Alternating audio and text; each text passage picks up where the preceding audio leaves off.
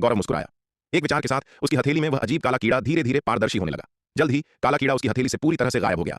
छोटे मालिक, क्या आप अभी भी इस मोहिनी कीट के अस्तित्व को महसूस कर सकते हैं? गौरव ने शशांक की ओर देखा और मुस्कुराया। यह सुनकर शशांक ने गौरव की हथेली की सावधानीपूर्वक जांच की, लेकिन उसने चाहे कैसे भी देखा, उसे काले कीड़े का कोई निशान नहीं मिला। यह देखकर शशांक ने अपनी दिव्य चेतना को मुक्त किया और गौरव की हथेली को स्कैन किया, लेकिन अपनी दिव्य चेतना के साथ भी वह अभी भी काले कीड़े का पता नहीं लगा सका। गौरव, वह मोहिनी कीट कहाँ गया? शशांक ने गौरव की ओर एक उलझन भरे भाव से देखते हुए पूछा। यह अभी भी मेरी हथेली में है, गौरव मुस्कुराया। इतना कहकर उसने फिर से अपना दिमाग दौड़ाया और एक और काला कीड़ा धीरे धीरे उसकी हथेली में दिखाई दिया। ऐसा लग रहा था कि मोहिनी कीट ने कभी उसकी हथेली छोड़ी ही नहीं थी। एक अच्छी चीज, वास्तव में एक अच्छी चीज। यह देखकर शशांक बार बार चिल्लाने लगा। इस मोहिनी कीट के साथ तन्वी व्यावहारिक रूप से हमारी है। वह मूल रूप से सोच रहा था कि आगे तन्वी और वनवीर से कैसे निपटा जाए। तन्वी वर्तमान में बहुत शक्तिशाली है और उससे निपटना आसान नहीं है, लेकिन अब इस मोहिनी कीट के साथ तन्वी का अंत निश्चित है। ठीक उसी समय जब शशांक बेहद खुश था, सिंघानिया परिवार का एक रक्षक अचानक दौड़ता हुआ अंदर आया। छोटे मालिक, कुछ बहुत बुरा हो गया है। रक्षक ने घबराते हुए शशांक के पास आकर सूचना दी। क्या बात है? शशांक खुशी की स्थिति में था जब उसे बाधित किया गया और उसकी अभिव्यक्ति तुरंत कुछ अप्रिय हो गई। छोटे मालिक, एल्डर शशिकांत की जीवन पट्टिका टूट गई है। शशांक के अप्रसन्न चेहरे को देखकर रक्षक ने घबराते हुए कहा। तुमने क्या कहा? शशिकांत की जीवन पट्टिका टूट गई है? यह सुनकर शशांक की अभिव्यक्ति काफी हद तक बदल गई और उसने तीखे स्वर में पूछा। हाँ हाँ हाँ छोटे मालिक। रक्षक उसकी तीखी चीख से चौंक गया और कांपते हुए बोला।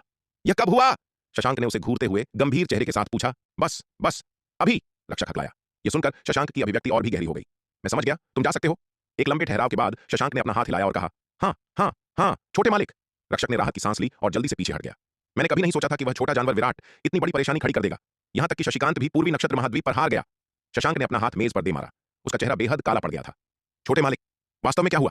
शशांक की अभिव्यक्ति देखकर गौरव ने झिझकते हुए पूछा। गौरव की पूछताछ सुनकर शशांक ने कुछ भी नहीं छिपाया। फिर उसने बताया कि कैसे उसने शशिकांत को पूर्वी नक्षत्र महाद्वीप पर विराट से निपटने के लिए भेजा था। जब गौरव ने अपनी दुर्जय क्षमताओं को प्रदर्शित किया तो वह पहले ही उसे अपना विश्वास पात्र मान चुका था। उससे यह छिपाने की कोई आवश्यकता नहीं थी। जिस विराट का आपने उल्लेख किया है छोटे मालिक, क्या वह संप्रदाय प्रतियोगिता का एकमात्र छठा विपत्ति लोक का युवक है? शशांक का विवरण सुनने के बाद गौरव ने कुछ पल के लिए सोचा और पूछा। उस समय श्वेत वस्त्रधारी विराट ने श्रवण वर्षा विद्यापीठ संप्रदाय प्रतियोगिता के दौरान काफी प्रभावशाली प्रदर्शन किया था। विशेष रूप से उसके साथी उस मूर्ख बाघ ने अत्यंत शक्तिशाली प्रतिभा प्रदर्शित की थी। उस समय श्रवण वर्षा विद्यापीठ के कुलपति मयंक ने व्यक्तिगत रूप से उस मूर्ख बाघ को अपना शिष्य बनाने का प्रयास किया था, लेकिन उस बाघ ने मयंक के प्रस्ताव को ठुकरा दिया था। इसलिए गौरव के मन में श्वेत वस्त्रधारी विराट और उस मूर्ख बाघ की काफी गहरी छाप थी। हाँ, वही लड़का है। शशांक ने सिर हिलाया। उसने शशिकांत को पूर्वी नक्षत्र महाद्वीप पर विराट और उस मूर्ख बाघ से निपटने के लिए भेजा था, लेकिन अप्रत्याशित रूप से जब शशिकांत वहां पहुंचा तो वह अभी भी विराट को संभाल नहीं पाया। शशिकांत ने पहले उससे मदद मांगी थी, लेकिन जैसे ही वह पूर्वी नक्षत्र महाद्वीप जाने वाला था, लौ हस्त लुटेरा गिरोह ने उत्तरी नक्षत्र क्षेत्र में श्रवण वर्षा विद्यापीठ के निचले संप्रदाय पर हमला कर दिया। इस घटना के बाद उसने तन्वी और लक्ष्यराज के साथ श्रवण वर्षा विद्यापीठ के कुलीन शिष्यों का नेतृत्व करके लौह हस्त लुटेरा गिरोह का सफाया करने के लिए उत्तरी नक्षत्र क्षेत्र की ओर प्रस्थान किया। इस अप्रत्याशित उलझन के कारण पूर्वी नक्षत्र महाद्वीप जाने की उसकी योजना में देरी हो गई, लेकिन उसे यह उम्मीद नहीं थी कि शशिकांत वास्तव में पूर्वी नक्षत्र महाद्वीप पर मारा जाएगा। इससे शशांक बेहद क्रोधित हो गया। तो अब छोटे मालिक क्या करने की योजना बना रहे हैं? गौरव ने पूछा। उस छोटे जानवर ने मुझे उकसाने की जरूरत की है, इसलिए स्वाभाविक रूप से मैं उसे आसानी से नहीं छोड़ सकता। मैं व्यक्तिगत रूप से पूर्वी नक्षत्र महाद्वीप की यात्रा करने और उस लड़के को मारने की योजना बना रहा हूं। मैं यह मानने से इनकार करता हूं कि उस लड़के में वास्तव में इतनी महान क्षमताएं हैं, शशांक ने उपहास करते हुए कहा। छोटे मालिक, मेरा एक सुझाव है, लेकिन मुझे नहीं पता कि मुझे यह कहना चाहिए या नहीं। गौरव ने एक पल के लिए झिझकते हुए शशांक की ओर देखा और कहा। खुलकर बोलो, शशांक ने अपना हाथ हिलाते हुए कहा। छोटे मालिक, इस समय हमारे सबसे महत्वपूर्ण प्रतिद्वंद्वी तन्वी और वनवीर हैं। यदि हम तन्वी को अपने वश में कर सकें तो हम न केवल इस आश्चर्यजनक सुंदरता का आनंद ले पाएंगे, बल्कि हमें एक अविश्वसनीय रूप से शक्तिशाली मोहरा भी मिलेगा, गौरव ने कहा। एक बार जब छोटे मालिक के नियंत्रण में तन्वी आ जाएगी तो वह वही करेगी जो आप उसे आज्ञा देंगे। फिर उस लड़के विराट से निपटने के लिए छोटे मालिक को व्यक्तिगत रूप से हस्तक्षेप करने की आवश्यकता नहीं होगी। बस तन्वी को उसे संभालने दें। तुम जो कह रहे हो वह समझ में आता है। शशांक ने कुछ पल के लिए सोचा और संतुष्टि के साथ सिर हिलाया। गौरव, तुम्हारा दिमाग काफी तेज है। शशांक ने उसकी ओर देखा और प्रशंसा करते हुए कहा। श्रवण वर्षा विद्यापीठ, तपोवन शिखर। वरिष्ठ बहन तन्वी, वरिष्ठ भाई शशांक मिलने की अनुमति मांग रहे हैं। दीपाली ने तन्वी के सामने झुककर सूचना दी। वह यहां फिर से क्या कर रहा है? यह सुनकर तन्वी ने त्योरियां चढ़ा ली। उसे वापस भेज दो, तन्वी ने अपना हाथ हिलाकर कहा। वह उस दुष्ट को फिर कभी नहीं देखना चाहती थी। वह अब शशांक से चरम सीमा तक नफरत करती थी। हर बार जब वह उसे देखती थी तो उसे उसके खिलाफ रची गई उसकी दुष्ट चालें याद आ जाती थीं और वह उस दुष्ट को मौत के घाट उतारने के लिए बेताब हो जाती थी। जी वरिष्ठ बहन तन्वी, दीपाली सहमत हो गई और जाने ही वाली थी। रुको! ठीक उसी समय श्वेत वस्त्रधारी विराट ने उसे रोक दिया। आपके क्या आदेश हैं युवा मालिक? दीपाली ने रुककर उसे पूछा। वनवीर तन्वी का जीवन साथी था और उसे तपोवन शिखर का मालिक माना जा सकता था। तन्वी की दासी के रूप में उसे स्वाभाविक रूप से वनवीर के प्रति पर्याप्त सम्मान बनाए रखना था। तन्वी, उसे आने दो, श्वेत वस्त्रधारी विराट ने तन्वी से कहा। देखते हैं कि वह क्या चाल चल रहा है। वह इस बात को लेकर बहुत उत्सुक था कि शशांक तन्वी से मिलने क्यों आया है। उसके असली रूप ने अभी अभी शशिकांत को मारा था। शशांक के व्यक्तित्व को देखते हुए उसे शशिकांत का बदला लेने के लिए पूर्वी नक्षत्र महाद्वीप जाना चाहिए था, लेकिन इसके बजाय शशांक तन्वी से मिलने का अनुरोध करने के लिए तपोवन शिखर पर आ गया था। इससे विराट इस बात को लेकर बेहद उत्सुक हो गया कि शशांक इस बार कौन सी चाल चल रहा है। ठीक है, विराट की बात सुनकर तन्वी ने सिर हिलाया और कहा। हालांकि वह शशांक को नहीं देखना चाहती थी, लेकिन वह विराट की बातों का बहुत आज्ञाकारी थी। चूंकि विराट ने उसे आने देने के लिए कहा था तो उसे आने दो। दीपाली, बस उसे आने दो, तन्वी ने दीपाली से कहा। जी वरिष्ठ बहन तन्वी। यह सुनकर दीपाली ने आदेश स्वीकार किया और पीछे हट गई। जल्द ही वह शशांक को लेकर वहां पहुंची। वरिष्ठ बहन तन्वी, भाई वनवीर। शशांक ने मुख्य कक्ष में प्रवेश किया और तन्वी और श्वेत वस्त्रधारी विराट के सामने सिर झुकाया। उसका रवैया अत्यंत विनम्र था। शशांक, तुम यहां क्यों आए हो? तन्वी ने उसकी ओर देखा और उदासीनता से पूछा। वह पहले ही शशांक के असली रूप से पूरी तरह वाकिफ थी और अब उसके बाहरी रूप से मूर्ख नहीं बनेगी। कनिष्ठ भाई वरिष्ठ बहन तन्वी और भाई वनवीर से माफी मांगने आया है, शशांक ने क्षमा याचना के स्वर में कहा। तन्वी और श्वेत वस्त्रधारी विराट के सामने फिर से झुकते हुए। पिछली बार तपोवन शिखर पर मैंने वरिष्ठ बहन तन्वी और भाई वनवीर से अभद्रता से बात की थी। लौटने के बाद मैंने जितना इसके बारे में सोचा, मुझे उतना ही असहज महसूस हुआ। इसलिए मैं विशेष रूप से वरिष्ठ बहन तन्वी और भाई वनवीर से माफी मांगने के लिए यहां आया हूं। यदि मैंने फिर से आपका अपमान किया है तो कृपया मुझे क्षमा करें। शशांक की बातें सुनकर तन्वी की भौहें तन गईं। शशांक के असली रूप को पहचानने से पहले वह उसकी इस सच्ची माफी पर विश्वास कर सकती थी, लेकिन उसके भयावह और दुष्ट स्वभाव को देखने के बाद तन्वी को विश्वास नहीं हुआ कि उसे ऐसे मामले के लिए कोई पछतावा होगा। वह जितना इस तरह का व्यवहार कर रहा था उतना ही यह दिखा रहा था कि उसके कोई छिपे हुए इरादे थे। यह दुष्ट अब कौन सी चाल चल रहा है? श्वेत वस्त्र धारण किए हुए विराट भी इस दृश्य को देखकर उतना ही चकित था। शशांक का आज का व्यवहार पूरी तरह से असामान्य था। शशांक के व्यक्तित्व को देखते हुए वह बिना किसी कारण के ऐसा नहीं करेगा। उसका रवैया जितना विनम्र था, उसकी योजना उतनी ही दुर्भावनापूर्ण थी। लेकिन वास्तव में वह क्या हासिल करने की कोशिश कर रहा था? विराट कुछ देर सोचता रहा। मैं समझ गई। यदि कनिष्ठ भाई शशांक को और कोई काम नहीं है तो कृपया लौट जाएं, तन्वी ने शांत स्वर में कहा। हालांकि जैसे ही उसने बोलना शुरू किया, उसे अचानक अपनी गर्दन पर एक हल्की सी खुजली महसूस हुई। अगले ही पल उसके दिल में अचानक एक अविश्वसनीय रूप से तीव्र इच्छा पैदा हो गई। यह इच्छा एक भड़कती आग की तरह पलक झपकते ही उसके पूरे शरीर में फैल गई। अपने शरीर में अजीब सनसनी को महसूस करते हुए तन्वी चौंक गई। उसे क्या हो गया था? बिना किसी कारण के इतनी तीव्र इच्छा अचानक कैसे पैदा हो सकती है? वरिष्ठ बहन तन्वी, क्या आप वास्तव में मुझे वापस भेजना चाहती हैं? उसी समय शशांक ने तन्वी की ओर देखा। उसके चेहरे पर एक अजीब सी मुस्कान आ गई। आप जानती हैं, इस बार आपका कनिष्ठ भाई ईमानदारी से आपसे माफी मांगने आया था। जब शशांक की आवाज गूंजी तो तन्वी ने पाया कि उसके दिल की इच्छा और भी मजबूत हो गई है। शशांक की आवाज में एक खास जादू सा लग रहा था जो लगातार उसके बचाव पर हमला कर रहा था। अपने सामने शशांक को देखकर तन्वी ने पाया कि उसे अब वह तीव्र घृणा महसूस नहीं हो रही थी जो उसे पहले होती थी। इसके बजाय उसे अचानक उसके प्रति घनिष्ठता महसूस हुई, मानो वह उसके जीवन का सबसे महत्वपूर्ण व्यक्ति हो। उसे शशांक से निकलने वाला एक जबरदस्त आकर्षण भी महसूस हुआ, जिससे वह उसके सामने आत्मसमर्पण करना चाहती थी, उसकी पूजा करना चाहती थी और उसे सब कुछ सौंपना चाहती थी। अपनी खुद की असामान्यता का एहसास करते हुए तन्वी पूरी तरह से स्तब्ध रह गई। उसे क्या हो गया था? इस दुष्ट ने स्पष्ट रूप से उसके खिलाफ इतनी शातिर साजिश रची थी, उसे पूरी तरह से नष्ट करने की कोशिश की थी। वह अब उसके बारे में ऐसा कैसे महसूस कर सकती है? हालांकि तन्वी ने महसूस किया कि कुछ गलत है, लेकिन वह अपनी भावनाओं को नियंत्रित नहीं कर पा रही थी। इस क्षण उसे जुनून की एक लहर महसूस हुई, एक तीव्र इच्छा जो लगातार उसके विवेक पर हमला कर रही थी। तन्वी ने इस भावना को दबाने की सख्त कोशिश की, लेकिन उसने पाया कि वह धीरे धीरे नियंत्रण खोती जा रही है। इस क्षण तन्वी की कभी गोरी त्वचा लाल हो चुकी थी, उसका उत्तम चेहरा एक नशे की लाली से भर गया था। तन्वी को इस तरह देखकर शशांक को परमानंद की लहर महसूस हुई। वह जानता था कि वह सफल हो गया है। तन्वी अब मोहिनी कीट के प्रभाव में थी और तब से वह पूरी तरह से उसकी दया पर होगी, उसका खिलौना बन जाएगी। अपनी लंबे समय से पोषित इच्छा को पूरा होते देख शशांक उत्साह से भर गया। वरिष्ठ बहन, आओ भी, अपनी भावनाओं को और मत दबाओ, अपने दिल की सुनो, जो तुम करना चाहती हो वो करो। तन्वी की चकाचौंध आंखों और लाल चेहरे को देखकर शशांक ने अपनी बाहें खोली। उसके चेहरे पर एक अजीब मुस्कान आ गई और उसे प्यार से फुसलाया। शशांक की आवाज सुनकर, जिसमें असीम जादू था, जैसे भारी हथौड़े उसके दिल पर वार कर रहे हों, तन्वी कदम दर कदम उसकी ओर बढ़ने से खुद को रोक नहीं पाई। तन्वी को पास आते देख शशांक का चेहरा निर्लज्ज खुशी से भर गया। जल्द ही तन्वी उसके सामने खड़ी थी। जिस आश्चर्यजनक सुंदरता का उसने लंबे समय से सपना देखा था, उसे निहारते हुए शशांक उत्साह से अभिभूत हो गया। उसके हाथ कांप रहे थे जब वह तन्वी की ओर बढ़ा। तन्वी, क्या बात है? लेकिन उसी क्षण कक्ष में एक आवाज गूंजी। यह आवाज असीम अंधकार में सूरज की किरण की तरह तन्वी के दिल में चमकी और उसे तुरंत जगा दिया। जब तन्वी को अपनी वर्तमान स्थिति का एहसास हुआ तो वह असीम सदमे और क्रोध से भर गई। उस क्षण उसे यकीन हो गया कि वह अनजाने में शशांक की योजनाओं का शिकार हो गई थी, जिसके कारण वह इस दुर्दशा में पहुंच गई थी। उसे नहीं पता था कि शशांक ने उसे इस स्थिति में डालने के लिए किन बुरे और शातिर तरीकों का इस्तेमाल किया था। यदि चीजें जारी रहीं तो परिणाम अकल्पनीय होंगे। इस अत्यंत महत्वपूर्ण क्षण में तन्वी का दिमाग सक्रिय हुआ और अचानक उसकी छाती से एक अतुलनीय रूप से चमकदार प्रकाश निकला। इस प्रकाश ने एक अविश्वसनीय रूप से गहरा चिन्ह बनाया। उसी समय श्वेत वस्त्रधारी विराट की छाती से भी एक चमकदार रोशनी निकली, जिसने तन्वी के समान ही एक चिन्ह बनाया। इन दोनों चिन्हों की शक्ति एक दूसरे के साथ प्रतिध्वनित हुई, जिससे तन्वी तुरंत अपनी तंद्रा से बाहर आ गई। तन्वी की आंखों ने स्पष्टता का क्षण वापस पा लिया। शशांक के हाथ को अपने शरीर की ओर आते देख उसने तुरंत अपनी हथेली से वार किया, शशांक की ओर धमाका किया। शशांक ने कभी उम्मीद नहीं की थी कि तन्वी, जो पहले ही उसके जादू के आगे झुक चुकी थी, अचानक इस क्षण अपने होश वापस पा लेगी। तन्वी के हमले का सामना करते हुए उसके पास प्रतिक्रिया करने का समय नहीं था और वह उसकी हथेली की मार का सीधा शिकार हो गया। बूम! तन्वी के अविश्वसनीय रूप से शक्तिशाली हथेली के प्रहार के बाद शशांक का पूरा शरीर तोप के गोले की तरह पीछे की ओर उड़ गया। उसका शरीर मुख्य कक्ष की दीवार से जोर से टकराया, उसमें एक बड़ा छेद कर दिया और तपोवन शिखर से सीधा बाहर उड़ गया। पफट! हवा में ही शशांक ने खून की उल्टी कर दी। उसने तपोवन शिखर की ओर देखा। उसकी आंखें असीम सदमे और क्रोध से भरी हुई थीं। उस कुतिया तन्वी ने वास्तव में उस नकारे वनवीर के साथ एक हृदय बंधन बना लिया था। शशांक उन चिन्हों से परिचित था जो पहले तन्वी और वनवीर की छाती पर दिखाई दिए थे। बदनाम हृदय बंधन। एक हृदय बंधन दो लोगों को अविश्वसनीय रूप से कसकर एक साथ बांधता है। आमतौर पर केवल वे युगल ही ऐसा बंधन बनाते हैं जिनमें अत्यंत गहरी भावनाएं और जीवन और मृत्यु के प्रति प्रतिबद्धता होती है, क्योंकि एक हृदय बंधन उनके जीवन को एक साथ बांधता है। यदि एक गिरता है तो दूसरा भी नष्ट हो जाएगा। यह जीवन और मृत्यु के प्रति सच्ची और अटूट प्रतिबद्धता है। अभी अभी तन्वी के शरीर पर हृदय बंधन की शक्ति ने ही मोहिनी कीट के नियंत्रण को बाधित किया था, जिससे तन्वी अपने होश में वापस आ गई। अन्यथा मोहिनी कीट के प्रभाव में तन्वी ने कभी भी उस पर हमला नहीं किया होता, जो कि मोहिनी कीट का मालिक था। तन्वी के इस भारी प्रहार ने शशांक को अकल्पनीय क्षति पहुंचाई। सौभाग्य से, क्योंकि तन्वी मोहिनी कीट के प्रभाव में थी, वह उस अवस्था में अपनी ज्यादा शक्ति का उपयोग नहीं कर पाई, अन्यथा शशांक केवल गंभीर रूप से घायल नहीं होता, वह तन्वी द्वारा तुरंत मारा गया होता। तपोवन शिखर। स्वामी, मुझे मुझे बहुत अजीब लग रहा है। तन्वी ने श्वेत वस्त्रधारी विराट को कसकर गले लगा लिया। उसकी आंखें चमक रही थीं, उसका चेहरा लाल था और उसका शरीर गर्म हो रहा था। स्वामी, मेरी मेरी मेरी मदद करें। तन्वी लगातार बड़बड़ा रही थी। अभी अभी महत्वपूर्ण क्षण में, हालांकि उसने मोहिनी कीट के नियंत्रण से मुक्त होने के लिए हृदय बंधन की शक्ति का उपयोग किया था, इससे वह केवल शशांक के नियंत्रण से मुक्त हुई थी। मोहिनी कीट के भीतर की भयानक रूप से शक्तिशाली वासना ने अभी भी उसे जकड़ रखा था। तन्वी, छोड़ो मुझे। श्वेत वस्त्रधारी विराट को तन्वी ने कसकर पकड़ा हुआ था और वह हिलने में असमर्थ था।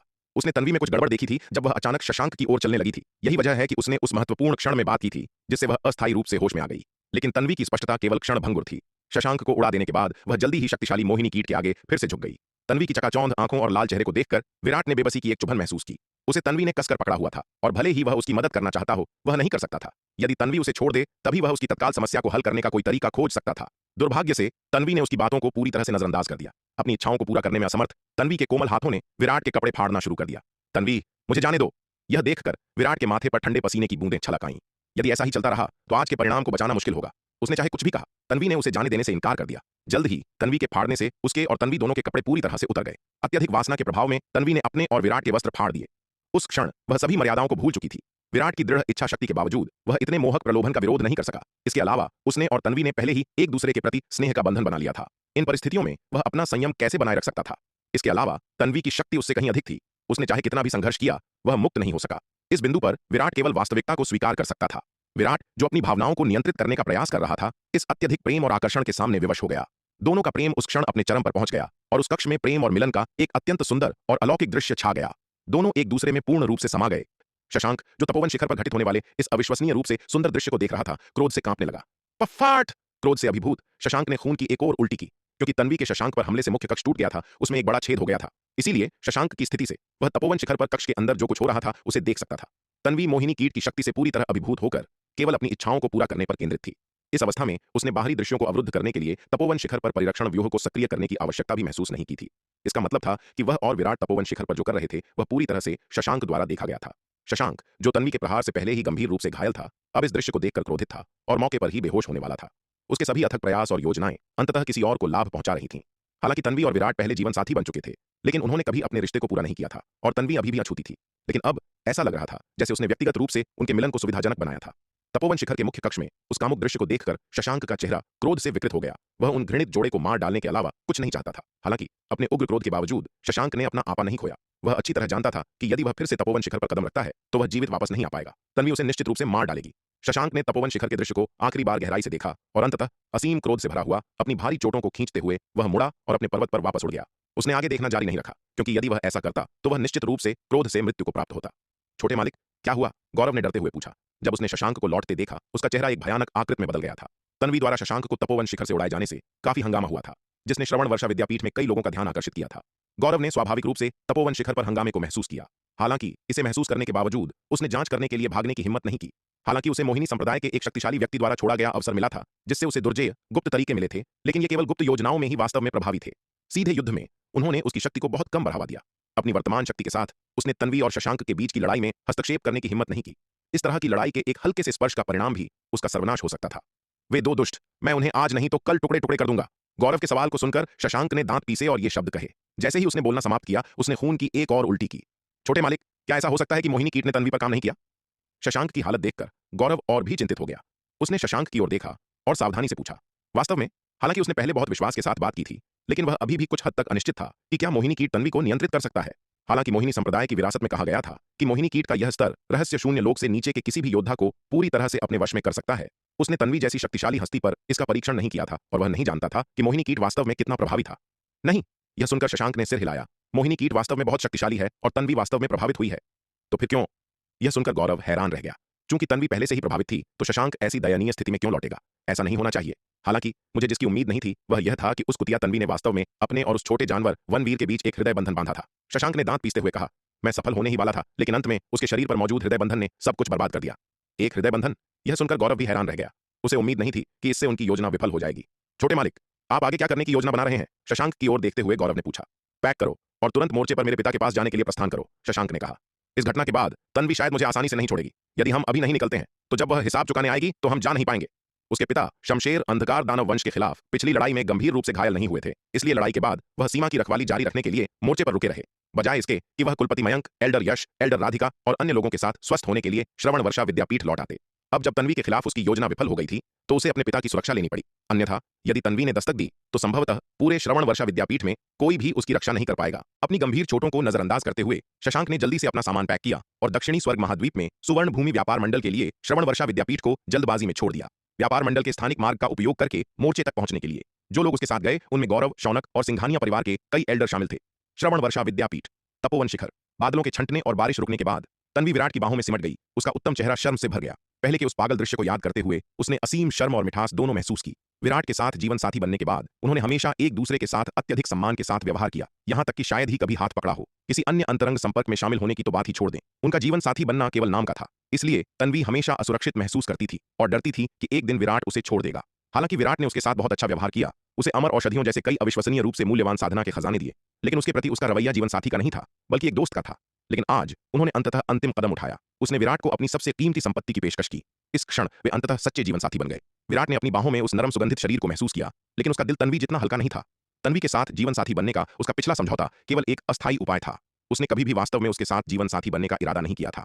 वह सोच रहा था कि एक बार श्रवण वर्षा विद्यापीठ की समस्या हल हो जाने के बाद वह इस रिश्ते को जल्द से जल्द खत्म कर देगा ताकि वह और अधिक शामिल होने से बच सके। लेकिन उसे यह उम्मीद नहीं थी कि आज वह और तन्वी वास्तव में पति पत्नी बन जाएंगे। तन्वी उसकी महिला बन गई थी। यह एक निर्विवाद तथ्य था जिससे वह बच नहीं सकता था। उसने पहले स्वरा और नीलिमा को आश्वस्त किया था कि तन्वी के साथ उसका रिश्ता सिर्फ एक नाटक था, लेकिन अब यह हो गया था। यह कहना कि वह अभी भी अभिनय कर रहा था बस असंभव था। यह सोचकर कि अगर निहारिका, यामिनी, शालिनी, नीलिमा और स्वरा को इस बारे में पता चला तो क्या परिणाम होंगे, विराट को अत्यधिक चिंता महसूस हुई। तन्वी, अभी अभी तुम्हारे साथ वास्तव में क्या हुआ था? विराट ने अपनी बाहों में तन्वी को नीचे देखते हुए पूछा। तन्वी के व्यवहार में अचानक हुए बदलाव का मतलब यह रहा होगा कि कुछ ऐसा हुआ था जो वह नहीं जानता था, और यह शायद शशांक से संबंधित था। शशांक तन्वी को इतने चुपचाप अपने वश में करने में सक्षम था, उसे उस अवस्था में बदल दिया। ऐसा लगता है कि इस दुष्ट को कम नहीं आंका जाना चाहिए। उसके पास शायद कुछ अजीब और अज्ञात तरीके हैं। मुझे नहीं पता कि मैं अचानक वैसी क्यों हो गई। यह सुनकर तन्वी ने थोड़ा सिर हिलाया। पहले मुझे अपनी गर्दन पर एक हल्की सी खुजली महसूस हुई और फिर मेरे दिल में अचानक एक अविश्वसनीय रूप से तीव्र इच्छा पैदा हो गई। तन्वी ने फिर विराट को विस्तार से घटनाओं के बारे में बताया।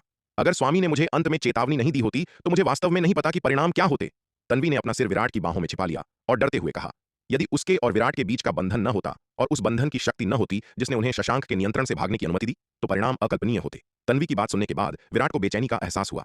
तन्वी, मुझे बताओ, शशांक ने किस तरीके का इस्तेमाल किया? विराट ने पूछा। मुझे भी नहीं पता। तन्वी ने सिर हिलाया और कहा, उसके तरीके बहुत विचित्र और भयानक हैं। मुझे तो यह भी नहीं पता कि मैं कैसे इसके जाल में फंस गई। यह सुनकर विराट फिर से चुप हो गया। तन्वी अमरलोक के 7वें स्तर की एक शक्तिशाली विशेषज्ञ थी और अमर औषधि की मदद से उसकी शक्ति कई 9वें स्तर के अमरलोक के विशेषज्ञों से कहीं अधिक थी। शशांक चुपचाप उसे फंसाने और उसे उस अवस्था में डालने में सक्षम था। ऐसे तरीके वास्तव में भयानक थे। उन्हें यह भी नहीं पता था कि शशांक ने किस तरह के तरीकों का इस्तेमाल किया था, इसलिए भले ही वे भविष्य में इससे बचना चाहें, वे शायद सक्षम नहीं होंगे। इस बार तन्वी हृदय बंधन के साथ शशांक के नियंत्रण से भागने में सफल रही, लेकिन क्या होगा अगर अगली बार जब वह तन्वी के पास न हो तो उसे फिर से इस स्थिति का सामना करना पड़े? क्या होगा अगर शशांक ने दूसरों पर इस तरीके का इस्तेमाल किया? विराट ने जितना इसके बारे में सोचा उसे इस मामले की गंभीरता उतनी ही महसूस हुई। तन्वी, हमें उठना चाहिए, विराट ने उसके चिकने शरीर को सहलाते हुए कहा। हालांकि वे पहले ही प्रेम कर चुके थे, तन्वी अभी भी उससे लिपटी हुई थी, जाने से हिचकिचा रही थी। तन्वी ने शर्माते हुए सिर हिलाया। फिर वे दोनों कपड़े पहनने और अपने बाल संवारने के लिए उठे। तन्वी ने खून से सने उस वस्त्र को देखा, उसका चेहरा लाल हो गया और हाथ हिलाकर उसने उस वस्त्र को अपनी जादुई अंगूठी में रख लिया। स्वामी, चलिए शशांक को पकड़ते हैं और उसे यह बताने के लिए मजबूर करते हैं कि क्या हुआ था। विराट की चिंता को देखकर तन्वी ने उससे कहा, क्या तुम्हें डर नहीं है कि ऐसा करने से अंततः सिंघानिया परिवार के साथ अनबन हो जाएगी? विराट ने उसकी ओर देखते हुए पूछा। तन्वी इतनी धैर्यवान इसीलिए थी क्योंकि उसे शशांक के साथ अनबन होने और श्रवण वर्षा विद्यापीठ की समग्र स्थिति के प्रभावित होने का डर था। यह सुनकर तन्वी फिर से चुप हो गई। यदि तुम्हें असहज लगता है तो इसे भूल जाओ, विराट ने उसकी ओर देखते हुए कहा। वह तन्वी को मुश्किल स्थिति में नहीं डालना चाहता था। यह दुष्ट बहुत आगे बढ़ रहा है। यदि हम उसे सहन करना जारी रखते हैं तो वह केवल और अधिक साहसी हो जाएगा। कौन जानता है कि अगली बार वह कौन सी चाल चलेगा? तन्वी ने दांत पीसते हुए कहा। भले ही मुझे वास्तव में सिंघानिया परिवार के साथ संबंध तोड़ने पड़े, मैं उसे जाने नहीं दूंगी। पहले नियंत्रित होने की भावना को याद करते हुए तन्वी के दिल में एक सिहरन दौड़ गई। यदि वह अंततः हृदय बंधन की शक्ति के साथ उस नियंत्रण से मुक्त नहीं हुई होती तो उसे नहीं पता था कि उसका क्या होता। यदि शशांक वास्तव में सफल हो गया होता तो वह शायद एक चरित्रहीन महिला के रूप में समाप्त हो जाती जो किसी के भी साथ रह सकती थी। इस बार शशांक के कार्यों ने उसे इसे और सहन करने में असमर्थ बना दिया था। खैर, जब तक तुम इसे सोच सको, तुम जो भी करोगी मैं तुम्हारे साथ खड़ा रहूंगा। विराट ने उसकी ओर देखा और मुस्कुराते हुए कहा। मैंने मूल रूप से कार्रवाई करने से पहले अमरलोक के 8वें स्तर तक पहुंचने का इंतजार करने की योजना बनाई थी, लेकिन अब मैं और इंतजार नहीं कर सकती। तन्वी ने कहा। स्वामी, यदि वास्तव में ऐसी नौबत आती है तो कृपया मेरी मदद करें। हालांकि विराट की अपनी शक्ति अभी भी कमजोर है, लेकिन अमरलोक के 9वें स्तर का जो पुतला वह चलाता है वह बहुत शक्तिशाली है। अपनी वर्तमान शक्ति के साथ वह सिंघानिया परिवार का मुकाबला करने में सक्षम नहीं हो सकती है, लेकिन विराट की मदद से उसके अवसर बहुत अधिक होंगे। हाँ तन्वी, और कुछ कहने की जरूरत नहीं है, मैं तुम्हारा समर्थन करूंगा। विराट ने सिर हिलाया और कहा। विराट की बातें सुनकर तन्वी ने और संकोच नहीं किया। उसने तपोवन शिखर छोड़ा और सीधे उस पर्वत की ओर उड़ गई जहां शशांक रहता था। दुर्भाग्य से जब वह उस पर्वत पर पहुंची जहां शशांक रहता था, तो उसने पाया कि शशांक वहां नहीं था। कुछ पूछताछ के बाद उसे पता चला कि शशांक पहले ही श्रवण वर्षा विद्यापीठ छोड़ चुका था। अरे अरे, जरा ठहरिए। अगर आप इस कहानी को पूरा बिना कट और दमदार आवाज में सुनना छोड़ दिया और सीधे उस पर्वत की ओर उड़ चली जहां शशांक रहता था। दुर्भाग्य से जब वह शशांक के निवास वाले पर्वत पर पहुंची, तो उसने पाया कि शशांक वहां नहीं था। कुछ पूछताछ के बाद उसे पता चला कि शशांक पहले ही श्रवण वर्षा विद्यापीठ छोड़ चुका था। ऐसा लगता था कि शशांक जानता था कि इस बार उसे बख्शा नहीं जाएगा और इसीलिए वह समय से पहले ही श्रवण वर्षा विद्यापीठ से चला गया। शशांक को न ढूंढ पाने के कारण तन्वी को कड़वाहट के साथ तपोवन शिखर वापस लौटना पड़ा। वह दुष्ट शशांक सच में बच निकला। इस बार वह आसानी से छूट गया। अगली बार जब मैं उस दुष्ट को देखूंगी तो उसे जान से मार दूंगी। जाने दो, वह चला गया है। जब तक वह दक्षिणी स्वर्ग मंडल में है, मुझे इस बात का कोई डर नहीं है कि वह कहां तक भाग सकता है। विराट ने उसे सांत्वना दी। अभी सबसे महत्वपूर्ण बात यह है कि तन्वी लगन से साधना करे और अपनी शक्ति बढ़ाने का प्रयास करे। शशांक का भाग जाना शायद कोई बुरी बात नहीं थी। हालांकि तन्वी अब ताकतवर है, लेकिन पूरे परिवार से मुकाबला करना अभी भी काफी मुश्किल है। विराट की मदद के बावजूद जीतने की संभावना बहुत अधिक नहीं है। अगर वह अभी शशांक को मार देती है, तो इससे श्रवण वर्षा विद्यापीठ में और भी बड़ी उथल पुथल मच जाएगी। अभी शशांक के परिवार से पूरी तरह रिश्ते तोड़ने का सबसे अच्छा समय नहीं है। अगर वे तब तक इंतजार करें जब तक तन्वी अमरलोक के 8वें स्तर तक नहीं पहुंच जाती, तो उनकी सफलता की संभावना कहीं अधिक होगी। तन्वी के पास विराट द्वारा दी गई अमर औषधि है, इसलिए उसकी साधना की गति बहुत तेज है। तन्वी की साधना की गति को देखते हुए वह कुछ ही वर्षों में अमरलोक के 8वें स्तर तक पहुंचने में सक्षम हो जाएगी। शून्य समाधि महाद्वीप, सुवर्ण भूमि संप्रदाय। विराट का असली स्वरूप अनंत परम मीनार के दूसरे स्तर से बाहर आया। नाग। विराट ने जमीन पर पैर फैलाकर लेटे हुए और अमर दिव्य स्फटिक खाते हुए नीले वस्त्रधारी बालक की ओर देखा और पुकारा। विराट की पुकार सुनकर नीले वस्त्रधारी बालक जमीन से उछल पड़ा। विराट, क्या तुम्हें कोई काम है? नीले वस्त्रधारी बालक ने विराट की ओर देखते हुए पूछा। पहले मेरे साथ आओ। विराट ने एक चोर की तरह इधर उधर देखा और नीले वस्त्रधारी बालक से फुसफुसाते हुए कहा। विराट का यह रूप देखकर नीले वस्त्रधारी बालक को आश्चर्य हुआ। आज विराट को क्या हो गया है? वह थोड़ा दोषी सा लग रहा है। नीले वस्त्रधारी बालक उत्सुकता से भरा हुआ उस मुख्य कक्ष से बाहर विराट के पीछे पीछे चला जहां अनंत परम मीनार स्थित थी और सुवर्ण भूमि संप्रदाय के बाहर आ गया। विराट, क्या बात है? तुम इतने रहस्यमयी क्यों हो रहे हो? नीले वस्त्रधारी बालक ने पूछा। उसका चेहरा संदेह से भरा था। नाग, मामला थोड़ा परेशानी भरा है। विराट ने चिंतित भाव से आह भरी। उसने नीले वस्त्रधारी बालक को अपने निर्मल अवतार और तन्वी के बीच हुई घटना के बारे में बताया। चूंकि नीलिमा अभी भी अनंत परम मीनार के दूसरे स्तर में थी, इसलिए विराट ने मीनार के पास नीले वस्त्रधारी बालक को यह बात बताने की हिम्मत नहीं की। आखिरकार अनंत परम मीनार के अंदर से कोई भी आसानी से देख सकता था कि बाहर क्या हो रहा है। हालांकि विराट अनंत परम मीनार को बाहरी दुनिया से अलग कर सकता था, जिससे नीलिमा यह न देख सके कि क्या हो रहा है, लेकिन ऐसा करना संदेहास्पद लगता और नीलिमा का शक और बढ़ जाता। इसलिए वह केवल चुपचाप अनंत परम मीनार के दूसरे स्तर से बाहर निकल सकता था और नीले वस्त्रधारी बालक के साथ उस मुख्य कक्ष से दूर जा सकता था जहां अनंत परम मीनार स्थित थी और सुवर्ण भूमि संप्रदाय के बाहर जाकर उसे इस मामले के बारे में बता सकता था। अरे विराट, मुझे लगा कोई गंभीर बात है। यह तो बस एक और पत्नी की बात है, तुम उसे अपना क्यों नहीं लेते? विराट की बात सुनने के बाद नीले वस्त्रधारी बालक ने लापरवाही से कहा। तुम्हारे लिए यह कहना बहुत आसान है। विराट ने उसकी ओर देखा और चिढ़कर कहा। घर की सभी महिलाएं ईर्ष्यालु स्वभाव की थीं। अगर उन्हें इस बात का पता चला तो कौन जानता है कि वह इस स्थिति को कैसे संभालेगा। तुम पहले ही वह सब कर चुके हो, तो अगर तुम तन्वी को नहीं अपनाते तो तुम्हारा क्या इरादा है? क्या तुम रिश्ता शुरू करके उसे बीच में ही छोड़ने की योजना बना रहे हो? नीले वस्त्रधारी बालक ने उसकी ओर देखा और शांति से कहा। उसे इस मामले की बिल्कुल भी परवाह नहीं थी। इसके विपरीत उसे थोड़ी खुशी ही हो रही थी। नीले वस्त्रधारी बालक की बातें सुनकर विराट उदासी से आह भरे बिना नहीं रह सका। यह सच है, वह और तन्वी पहले ही एक हो चुके हैं। अब वे और क्या कर सकते हैं? विराट ने अपना सिर हिलाया और नीले वस्त्रधारी बालक की ओर देखते हुए पूछा। नाग, शशांक ने तन्वी को उस अवस्था में पहुंचाने के लिए किन तरीकों का इस्तेमाल किया? नीले वस्त्रधारी बालक ज्ञानी और अनुभवी था, शायद वह इसका कारण जानता हो। विराट की बातें सुनकर नीले वस्त्रधारी बालक कुछ पल के लिए शांत हो गया। काफी देर बाद उसने कुछ गंभीर भाव से कहा। तुम्हारे वर्णन के आधार पर यह बहुत संभव है कि यह मोहिनी संप्रदाय का मोहिनी कीट हो। मोहिनी संप्रदाय, मोहिनी कीट? यह सुनकर विराट हैरान रह गया। उसने नीले वस्त्रधारी बालक की ओर देखा। उसका चेहरा संदेह से भरा था और पूछा, वह क्या है? मोहिनी संप्रदाय कभी अनगिनत लोगों में एक अत्यंत शक्तिशाली ताकत था। उनकी साधना का तरीका युगल साधना मार्ग पर आधारित था। नीले वस्त्रधारी बालक दूर क्षितिज की ओर देखते हुए यादों में खो गया। इस संप्रदाय के योद्धा अपनी साधना के लिए अन्य संप्रदायों की सुंदर महिलाओं का अपहरण करते थे ताकि उन्हें साधना के साधन के रूप में इस्तेमाल कर सकें।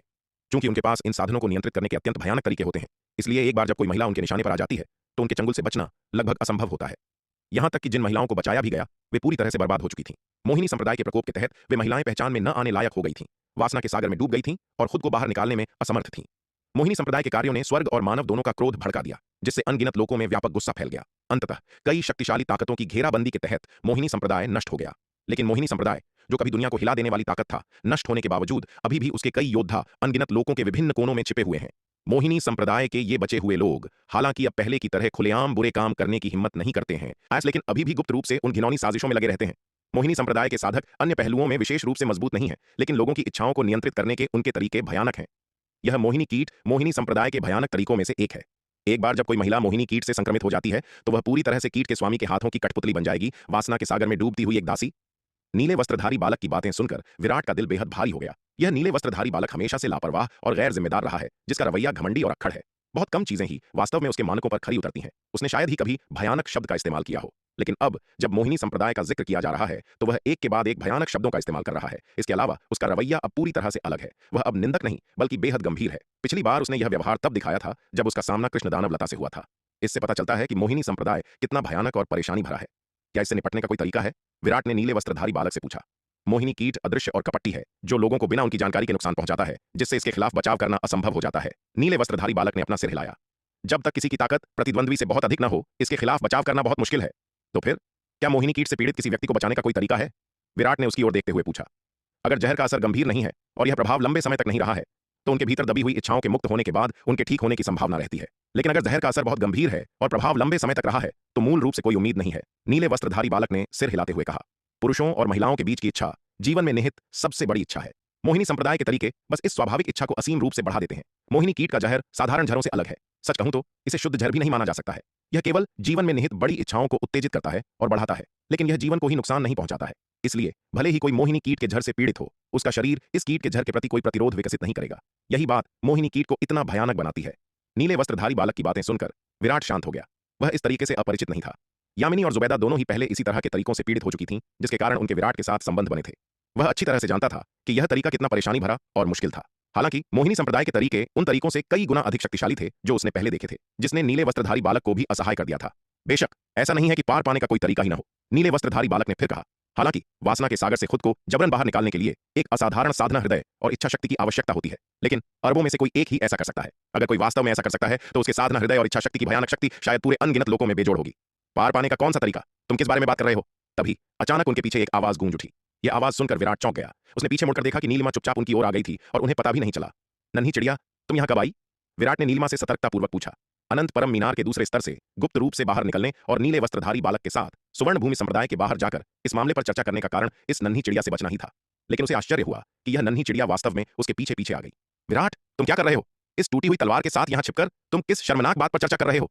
नीलिमा ने विराट से संदेहपूर्वक पूछा। विराट अनंत परम मीनार के दूसरे स्तर से छिपकर निकलते हुए एक दोषी चोर की तरह लग रहा था और कोई नहीं जानता था कि वह क्या कर रहा है। उत्सुकतावश वह विराट के पीछे पीछे बाहर आई, लेकिन अनंत परम मीनार के बाहर वह उसे नहीं मिली। यहां तक कि नीले वस्त्रधारी बालक भी पहरा देने के लिए वहां नहीं था। यह देखकर उसकी उत्सुकता और भी बढ़ गई। उसने इलाके की तलाशी ली और आखिरकार उन दोनों को इस कोने में ढूंढ निकाला।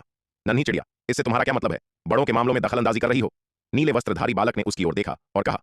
टूटी हुई तलवार, तुम किसे बच्ची कह रहे हो? अगर हिम्मत है तो फिर से कहो। नीले वस्त्रधारी बालक की बातें सुनकर नीलिमा तुरंत भड़क गई। उसने अपने पंख फड़फड़ाए, नीले वस्त्रधारी बालक की ओर इशारा किया और गुस्से से दहाड़ी। उसे बच्ची कहलाना सबसे ज्यादा नापसंद था। जब उसने पहली बार अपना रूप बदला था तो इस टूटी हुई तलवार ने इस बात को लेकर उसका मजाक उड़ाया था, जिससे उसे अभी भी एक मनोवैज्ञानिक डर था और वह विराट के सामने रूप बदलने से डरती थी। उसे डर था कि विराट वास्तव में उसकी छोटी छाती के कारण उसे नापसंद करेगा। अब इस टूटी हुई तलवार ने ही, और वह भी विराट के सामने, फिर से वही मुद्दा उठा दिया। नीलिमा कैसे क्रोधित न होती। अपने गुस्से में उसने अपने पंख फड़फड़ाए और अपनी जन्मजात फीनिक्स अग्नि का आह्वान किया। इस टूटी हुई तलवार से मरने मारने तक लड़ने का इरादा किया। ठीक है नन्ही चिड़िया, हम वास्तव में महत्वपूर्ण मामलों पर बात कर रहे हैं। नीलिमा का क्रोधित रूप देखकर विराट ने निशब्द होकर कहा। हालांकि नीले वस्त्रधारी बालक ने जो कहा उसके लिए वह सच में पिटाई का हकदार था, लेकिन ऐसा भी नहीं था कि उसे इतना गुस्सा होना चाहिए। यह नन्ही चिड़िया राई का पहाड़ बनाना पसंद करती है। काम की बातों पर चर्चा करते समय इतना रहस्यमयी होने की कोई जरूरत नहीं है। मुझे लगता है कि तुम बस कुछ शर्मनाक बातों पर चर्चा कर रहे हो। नीलिमा ने यह सुनकर खर्राटे भरे। उसे विराट की बातों पर बिल्कुल भी विश्वास नहीं हुआ। नन्ही चिड़िया, क्या तुम मोहिनी संप्रदाय के बारे में जानती हो? विराट ने उसकी ओर देखा और पूछा। यह नन्ही चिड़िया नीले वस्त्रधारी बालक से कम ज्ञानी नहीं है। हो सकता है कि मोहिनी कीट की समस्या को सुलझाने का कोई तरीका उसके पास हो। मोहिनी संप्रदाय? यह सुनकर नीलिमा हैरान रह गई। उसने विराट की ओर उलझन भरे भाव से देखा और पूछा। विराट, तुम यह क्यों पूछ रहे हो? मेरे निर्मल अवतार का सामना श्रवण वर्षा विद्यापीठ में मोहिनी संप्रदाय के तरीकों जैसी किसी चीज से हुआ था, इसलिए मैं नाग के साथ समाधान पर चर्चा करना चाहता था, लेकिन नाग कोई अच्छा उपाय नहीं सोच सका। मुझे आश्चर्य है कि क्या तुम्हारे पास इस समस्या को सुलझाने का कोई तरीका है? विराट ने कहा। जब तुम्हारा सामना ऐसे गंदे जीवों से हो तो बस उन सभी को एक एक करके मार डालो। समाधान सोचने की जहमत क्यों उठानी? अगर हम उन्हें नहीं मारेंगे तो क्या हम उन्हें लोगों को नुकसान पहुंचाने के लिए अपने पास रखेंगे? नीलिमा ने अपने पंख फड़फड़ाए और लापरवाही से कहा। नन्ही चिड़िया, तो तुमने भी मोहिनी संप्रदाय के बारे में सुना है? यह सुनकर विराट की आंखें चमक उठीं। नन्ही चिड़िया की बातों से यह स्पष्ट था कि वह भी मोहिनी संप्रदाय के बारे में कुछ जानती थी। अनगिनत लोगों में ऐसा कौन है जिसने इस कुख्यात और गंदी चीज के बारे में नहीं सुना है? नीलिमा ने फिर से खर्राटे भरे। स्पष्ट रूप से उसे भी मोहिनी संप्रदाय से गहरी नफरत थी। चूंकि तुम भी मोहिनी संप्रदाय के बारे में जानती हो, क्या तुम्हारे पास मोहिनी कीट की समस्या को सुलझाने का कोई तरीका है? विराट ने उसकी ओर देखा और पूछना जारी रखा। विराट, तुम मोहिनी संप्रदाय और मोहिनी कीट के बारे में बात कर रहे हो। क्या ऐसा हो सकता है कि तुम्हारा सच में मोहिनी संप्रदाय के बचे हुए लोगों से सामना हुआ हो? विराट की बातें सुनकर नीलिमा संदेह से भर गई। मोहिनी संप्रदाय बहुत पहले ही नष्ट हो चुका था। क्या ऐसा हो सकता है कि इस ताकत के बचे हुए लोग दक्षिणी स्वर्ग मंडल के इस छोटे से स्थान में फिर से प्रकट हो गए हों? नीलिमा की बातें सुनकर विराट कुछ पल के लिए झिझका, लेकिन अंततः उसे अपने निर्मल अवतार और तन्वी के बीच के मामले के बारे में बता दिया। नीले वस्त्रधारी बालक से मोहिनी संप्रदाय का वर्णन सुनने के बाद उसे एहसास हुआ कि समस्या उसकी कल्पना से कहीं अधिक गंभीर थी। इस समय उसे इस बात की परवाह नहीं थी कि नीलिमा उसके निर्मल अवतार और तन्वी के बारे में जानने के बाद निहारिका, यामिनी और शालिनी के पास शिकायत करने जाएगी या नहीं। हालांकि उसे आश्चर्य हुआ कि जब उसने बताना खत्म किया तो नीलिमा ने कोई हंगामा नहीं किया जैसा उसने सोचा था। इसके बजाय नीलिमा ने अपना सिर झुका लिया, उसका पंख उसकी ठुड्डी को सहारा दे रहा था और वह गहरी सोच में खो गई। नन्ही चिड़िया, क्या हुआ? नीलिमा को इस तरह देखकर विराट ने कुछ घबराहट के साथ पूछा। अगर नीलिमा हंगामा करती तो उसे इसकी उम्मीद होती, लेकिन नन्ही चिड़िया के असामान्य व्यवहार ने उसे बेचैन कर दिया। तन्वी के व्यवहार को देखते हुए वह सच में मोहिनी कीट से प्रभावित लगती है। विराट की बातें सुनकर नीलिमा ने अपने पंख से अपनी ठुड्डी सहलाई और कहा, सौभाग्य से तन्वी और तुम्हारे निर्मल अवतार ने प्रेम का बंधन बना लिया है, अन्यथा तन्वी सच में बहुत पीड़ित होती। जहां तक इस तथ्य की बात है कि विराट के निर्मल अवतार और तन्वी के बीच प्रेम प्रसंग था, उसे इस समय इसकी ज्यादा परवाह नहीं थी। अगर तन्वी सच में मोहिनी कीट से प्रभावित थी तो विराट के निर्मल अवतार के पास ऐसा करने के अलावा स्थिति को सुलझाने का कोई और तरीका नहीं था। वह शशांक को सफल नहीं होने दे सकता था। हालांकि उसे यह पसंद नहीं था कि विराट बाहर जाकर अफेयर कर रहा था, लेकिन वह चुपचाप बैठकर तन्वी को शशांक द्वारा बर्बाद होते हुए नहीं देख सकती थी। तन्वी से उसकी कोई दुश्मनी नहीं थी और वह उसे नुकसान नहीं पहुंचाना चाहती थी। भले ही वह उस समय वहां होती, वह विराट को ऐसा करने से नहीं रोकती। नन्ही चिड़िया, क्या तुम्हें इस बात की परवाह नहीं है कि मेरे निर्मल अवतार के तन्वी के साथ संबंध थे? नीलिमा की शांत प्रतिक्रिया देखकर विराट ने परीक्षण करते हुए पूछा। विराट, तुम मुझे क्या समझते हो? नीलिमा ने उसे घूरते हुए देखा और चिढ़कर कहा, अगर तन्वी सच में मोहिनी कीट से पीड़ित है तो इसके अलावा इसे सुलझाने का तुम्हारे पास और क्या बेहतर तरीका है? क्या तुम सच में तन्वी को शशांक द्वारा नुकसान पहुंचाए जाते हुए देखने जा रहे हो? हालांकि वह ईर्ष्या से ग्रस्त थी, फिर भी वह सैद्धांतिक मामलों में सही और गलत के बीच अंतर कर सकती थी। नीलिमा की बातें सुनकर विराट ने राहत की सांस ली। मेरी गलती थी, नीलिमा सबसे समझदार है, विराट ने मुस्कुराते हुए कहा। इस पल उसने उसे चिड़िया कहना भी बंद कर दिया। यह हुई ना बात, नीलिमा ने खर्राटे भरे। नीलिमा, क्या सच में मोहिनी कीट को सुलझाने का यही एकमात्र तरीका है? क्या कोई और तरीका नहीं है? विराट ने उसकी ओर देखते हुए पूछा। अगर पहले की बात होती तो मैं सच में मोहिनी कीट से नहीं निपट पाती, लेकिन अब जब हमारे पास परम रहस्य दिव्य अग्नि है तो हमें इस तरह की बुरी चीज से डरने की जरूरत नहीं है, नीलिमा ने कहा। परम रहस्य दिव्य अग्नि दुनिया की सभी बुरी चीजों का काल है। जब तक तुम्हारे पास परम रहस्य दिव्य अग्नि है, मोहिनी कीट बिल्कुल भी पास आने की हिम्मत नहीं करेगा, क्योंकि जैसे ही इस तरह की बुरी चीज परम रहस्य दिव्य अग्नि के करीब आएगी, यह तुरंत जलकर राख हो जाएगी। तो क्या परम रहस्य दिव्य अग्नि के बिना लोग अभी भी मोहिनी कीट से अपना बचाव नहीं कर पाएंगे? विराट ने भौहें सिकोड़ते हुए पूछा। परम रहस्य दिव्य अग्नि के अलावा मैं इस शापित चीज से बचाव का कोई और तरीका नहीं सोच सकती, नीलिमा ने अपने पंख फड़फड़ाते हुए कहा। विराट, यह मत सोचो कि मोहिनी कीट से निपटना आसान है। इस शापित चीज ने कभी अनगिनत लोगों में अनगिनत शक्तिशाली हस्तियों को सिर दर्द दिया था। उस समय मोहिनी संप्रदाय से निपटने के लिए अनगिनत शक्तिशाली ताकतों ने भारी कीमत चुकाई थी। हमारे नील फीनिक्स वंश को भी उस लड़ाई में भारी नुकसान उठाना पड़ा था। तुम्हारे नील फीनिक्स वंश ने भी मोहिनी संप्रदाय को घेरने की महान लड़ाई में भाग लिया था। यह सुनकर विराट चौंक गया। बेशक, उस समय मोहिनी संप्रदाय ने जो किया उसने स्वर्ग और मानव दोनों का क्रोध भड़का दिया था। कौन उसे नष्ट नहीं करना चाहेगा? हमारे नील फीनिक्स वंश के भी कई सदस्यों को उस समय मोहिनी संप्रदाय ने नुकसान पहुंचाया था। उन काले और गंदे कमीनों के टुकड़े टुकड़े कौन नहीं करना चाहेगा? नीलिमा ने कहा। तुम्हारे नील फीनिक्स वंश के सदस्यों को भी मोहिनी संप्रदाय ने नुकसान पहुंचाया था? विराट यह सुनकर हैरान रह गया। विराट, क्या यह अजीब है? नीलिमा ने बहुत असंतोष के साथ कहा। हमारा नील फीनिक्स वंश अपनी सुंदरियों के लिए प्रसिद्ध है। केवल मोहिनी संप्रदाय ही हमारे वंश के सदस्यों पर बुरी नजर नहीं रखता है।